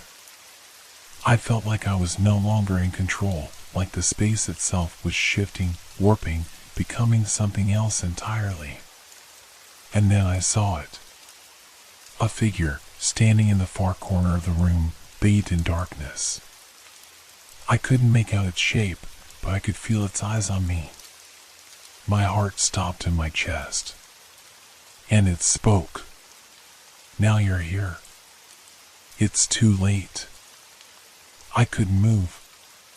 My feet were rooted to the floor, my body frozen in place. The figure in the corner, cloaked in darkness, stood motionless. But I felt it. The pressure. The weight of its presence was crushing, suffocating me. For a long moment, nothing happened. It was as if the figure was studying me, waiting for me to react. I could hear my own heart pounding in my chest, every beat echoing in my ears. The silence was unbearable, stretching for what seemed like an eternity. Then, just as I thought I might lose my mind from the pressure, the figure shifted. It moved, not quickly, but with an unnatural fluidity, like a shadow sliding across the room. The dim light from the flickering bulbs cast long, twisted shadows across the walls. It was no longer a shape I could even begin to recognize. The darkness around it seemed to expand, swallowing the faint light that dared to reach it. I didn't know whether it was the figure itself or the fear that consumed me, but I felt like the walls were closing in, that the air was getting thicker with each passing second. "You shouldn't have come," the voice whispered, not from anywhere in particular, but from all around me. It was deep, smooth, but carrying a tone of malice that made my skin crawl. I tried to speak, to ask it what it wanted, but my throat was dry. My words caught in my chest, unable to form, unable to escape. The figure seemed to glide toward me, its movement almost hypnotic. I wanted to scream, to run, to break free from the suffocating hold it had over me, but my body wouldn't respond. It was like I was trapped in a nightmare that had become all too real. "Why are you doing this?" I finally managed to rasp, my voice barely audible. My chest tightened with fear. The figure stopped just in front of me, and for the first time, I could make out its face, if you could even call it that. It was an absence, a void where features should have been. The darkness around its form seemed to twist and pulse, as though it was alive. I couldn't look away, though every fiber of my being screamed to run. "It's not me you should be afraid of," the figure said softly. "It's you." I blinked, trying to make sense of the words. My heart raced, confusion flooding my mind. What did it mean? Before I could ask more, the figure moved again. This time, it extended a hand toward me. The air seemed to grow even colder, and I felt the temperature drop so rapidly that I could see my breath in the air. I wanted to move, to back away, but I was stuck, frozen in place, helpless. The hand, long, skeletal fingers stretching toward me, touched my shoulder. In that instant, everything changed. The apartment vanished. I was no longer in the room. I was somewhere else, somewhere dark, oppressive, and unfamiliar. The ground beneath my feet felt soft, almost as if I were walking on something that didn't quite support me. The walls, if you could call them that, seemed to shift and warp, stretching in ways that defied logic. The air was thick with a suffocating, humid darkness that pressed in from all sides, making it hard to breathe. The figure stood beside me now, its presence looming over me, far taller than I had imagined. "You're in my world now," it whispered, and its voice sounded even more distorted here, as though it came from the deepest pit of some other place. I turned, my legs trembling beneath me, trying to grasp the reality of what was happening. But there was nothing I could hold on to. Everything felt wrong, unnaturally wrong. The landscape around me was unfamiliar, a mix of shadows and strange, swirling shapes. It felt like I was dreaming, but everything was too real, too vivid. "What is this place?" I asked, my voice shaking with fear. My mind was racing, but nothing made sense. How had I gotten here? Why was this happening to me? The figure didn't answer. Instead, it motioned with one hand, and the environment shifted again. The ground beneath me rippled like water, and suddenly, I was back in my apartment, but not quite. The walls were cracked, the floor splintered, and the air felt like it was soaked with something dark and heavy. The door to the apartment stood wide open, but something beyond it was wrong. I could see shapes moving in the hallway, figures shuffling back and forth just out of sight, their outlines blurry and indistinct. But I could feel them watching me. "Is this real?" I whispered, my voice barely audible. "Does it matter?" the figure asked, its voice hollow and emotionless. "You wanted to know what was behind the walls. Now you're part of it. Forever." The air around me seemed to thicken, closing in on me until it felt like I was trapped in a tiny, suffocating space. I could hear the distant sound of whispers again, coming from all directions, like the walls were alive and breathing. My hands shook, and my body felt weak. I needed to leave, to escape, but I couldn't move. My feet were glued to the floor, my body stiff with fear. And then, through the crack in the open door, I saw something I hadn't noticed before, another figure, standing just beyond the threshold. Its face, no, not a face, just an emptiness, stared at me, its presence heavy and suffocating. It raised a hand, slowly, deliberately, as if inviting me to step forward. But I knew better now. No matter how hard I tried, I couldn't stop myself from walking toward it. The pull was too strong, too overwhelming. I was drawn to it, and before I could even comprehend what was happening, my feet moved on their own, dragging me closer to the door. "Don't do it," I whispered to myself, but the words were drowned out by the whispers in my ears. The moment my hand touched the doorframe, everything went black. I woke up with a jolt, my heart hammering in my chest. My surroundings were unfamiliar, everything was blurry, distorted. I blinked, struggling to adjust my eyes to the faint, dim light.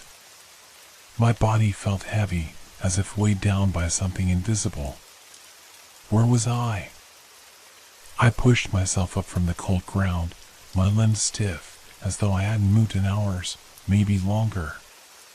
The air around me was thick and smelled stale, like something had been decaying for far too long.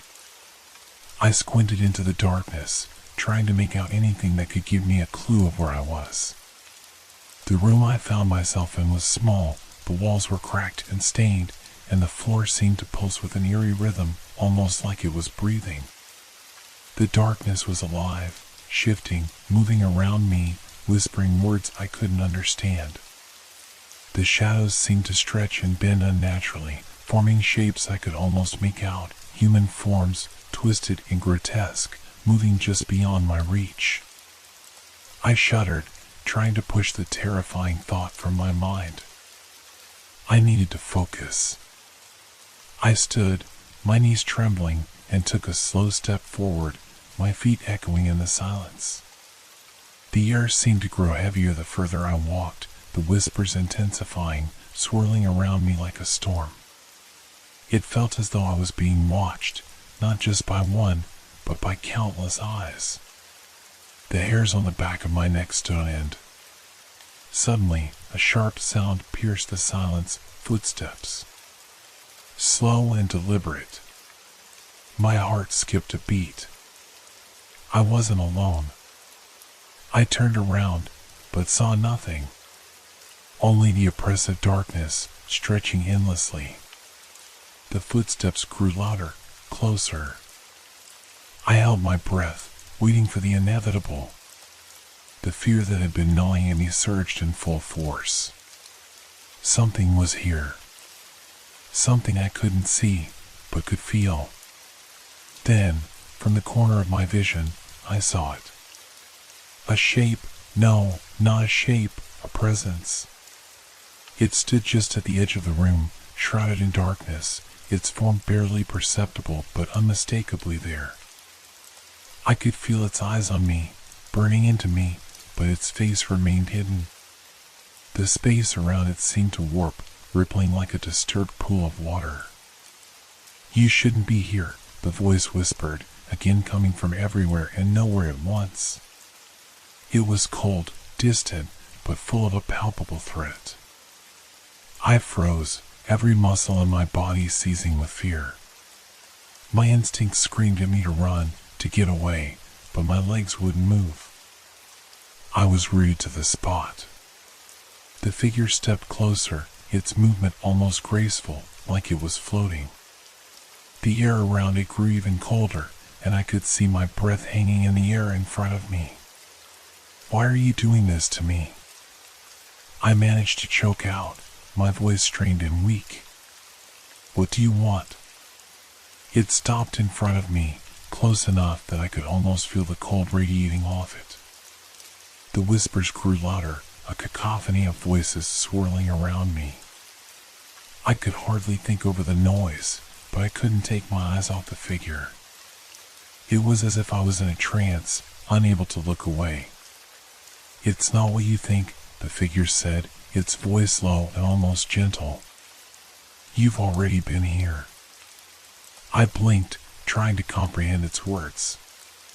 What do you mean?" The figure didn't answer immediately. Instead, it raised a hand, and suddenly the air shifted. The room around me blurred, bending, twisting, until the walls disappeared entirely, leaving only a void of swirling blackness. I gasped, stumbling back, but my feet didn't find purchase on anything solid. I was falling. The figure's voice echoed in my ears, a mocking, hollow laugh that sent a chill down my spine. "You think you're in control, but you've already been here before. This isn't the first time. It won't be the last." I couldn't understand. My mind was racing, trying to hold on to the reality I knew, but it slipped away like sand through my fingers. Then the ground stopped moving, and everything came to a jarring halt. The darkness faded, and I was back in my apartment again. Or at least, it looked like my apartment. The walls were cracked, the ceiling was caving in, and the air felt thick and suffocating. I was no longer sure what was real. The whispers were louder now, coming from every direction. Figures darted across the room in the corners of my vision.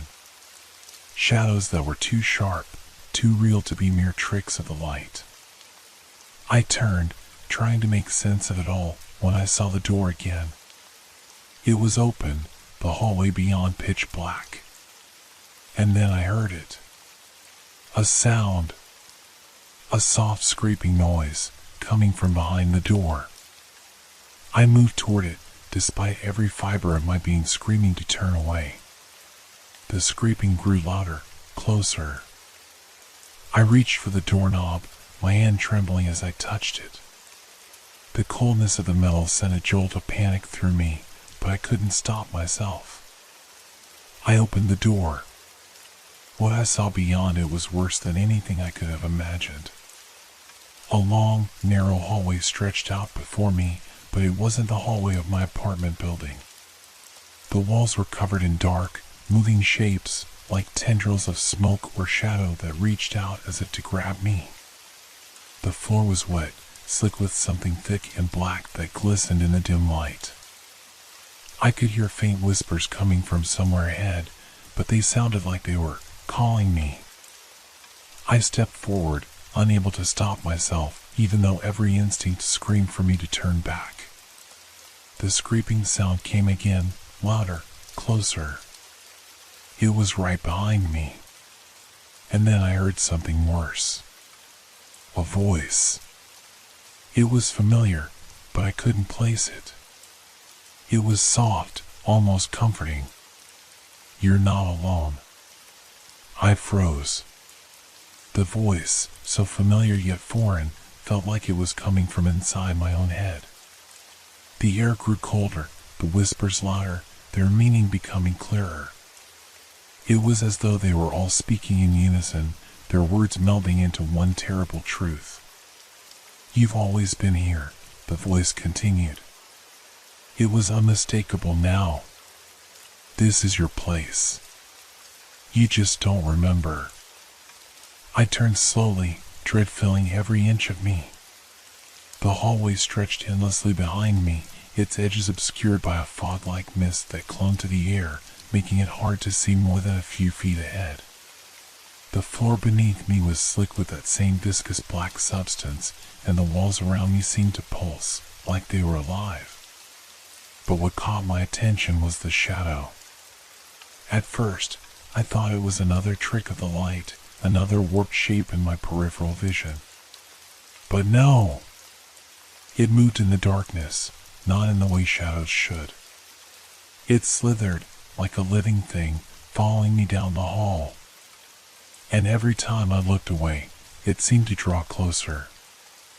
I took a step back, heart pounding, but the movement of my body was sluggish, as if the gravity in this place was heavier, pulling me towards something I didn't want to face. The voice, my own voice, spoke again, but this time it wasn't just from behind me. It was all around me. Inside me. "Don't you remember?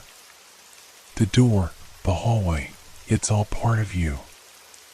I shook my head, trying to clear the fog in my mind. "No. This isn't real. This can't be real." But the shadows didn't care. They continued to grow, multiplying as they moved, twisting into figures that began to take shape. I saw them clearly now, humanoid forms, their features indistinct, their eyes black voids, their faces twisted in silent screams. And they were moving toward me. I spun back around, fear gripping me like never before. The hallway stretched farther, the darkened space seemed endless, but I couldn't stop. I couldn't breathe. Then, the scraping sound returned, sharper now, louder. Something, or someone, was following me. The footsteps were slow, deliberate, and close. Too close. My heart thudded in my chest, and I forced myself to run, my feet sliding on the slick floor, the sound of the footsteps behind me growing louder, closer, like they were always right there. I stumbled down the hallway, eyes wild, trying to find any escape. But every corner I turned led to another door. Another hallway. The walls around me closed in tighter. I couldn't find a way out. My breath quickened as panic set in. My vision blurred, and I could feel my mind beginning to crack under the pressure. Was I going mad? Was I hallucinating? Or was this all truly happening? Then I heard it. A low, guttural sound. Like a growl. It came from behind me. I stopped dead in my tracks. The shadows, those figures, were no longer distant shapes in the corner of my vision. They were right there, just a few feet behind me, reaching out with long, clawed hands, their fingers stretching like they wanted to tear me apart. I couldn't see their faces clearly, but I could feel their malice, their hunger, as they closed the distance between us. Then, from somewhere deeper in the hall, I heard another voice. Faint, but unmistakable. Run. I didn't need any more encouragement. I turned and bolted forward, ignoring the screams in my mind, ignoring the walls that seemed to move and shift around me. The hallway was endless, but I had no choice but to run. The figures were closing in. The whispers were deafening now. You're not alone. The voice was louder now, but it wasn't just one voice. It was many, many voices, all speaking at once, their words bleeding together into one overwhelming force. It was no longer just my mind, my thoughts, speaking to me. I screamed, my voice breaking the sound of the whispers, and pushed myself faster. My legs burned, and I couldn't hear anything but the pounding of my own heart. The footsteps behind me were no longer slow. They were quickening, and I felt the rush of something dark, right on my heels. Suddenly, a flash of light. A door. It was standing open in front of me, glowing with a faint blue light that seemed almost unnatural, but it was an exit. A way out. Without thinking, I dove toward the door, my hands reaching for it, and just as I touched the frame, the shadows surged, pulling at my clothes, my legs. I kicked out, desperately trying to break free, but the darkness was overwhelming. They were everywhere. The door seemed to pull me toward it. My body, moving of its own accord, forced its way through the threshold. And then, silence. I was no longer in the hallway. No longer in that twisted, nightmarish world.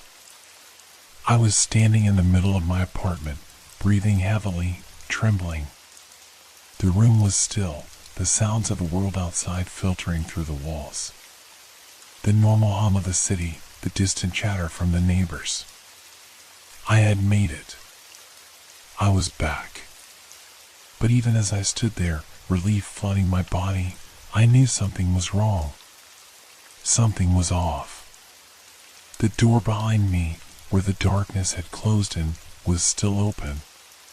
But this time, there were no voices. No shadows. No scraping sounds. Just the quiet. Then, the whispers returned, softer now, but unmistakable. They were coming from the walls, from the floors, from the corners of the room.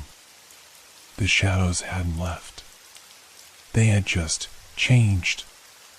And now, I was trapped. The voices were no longer distant. They were right beside me.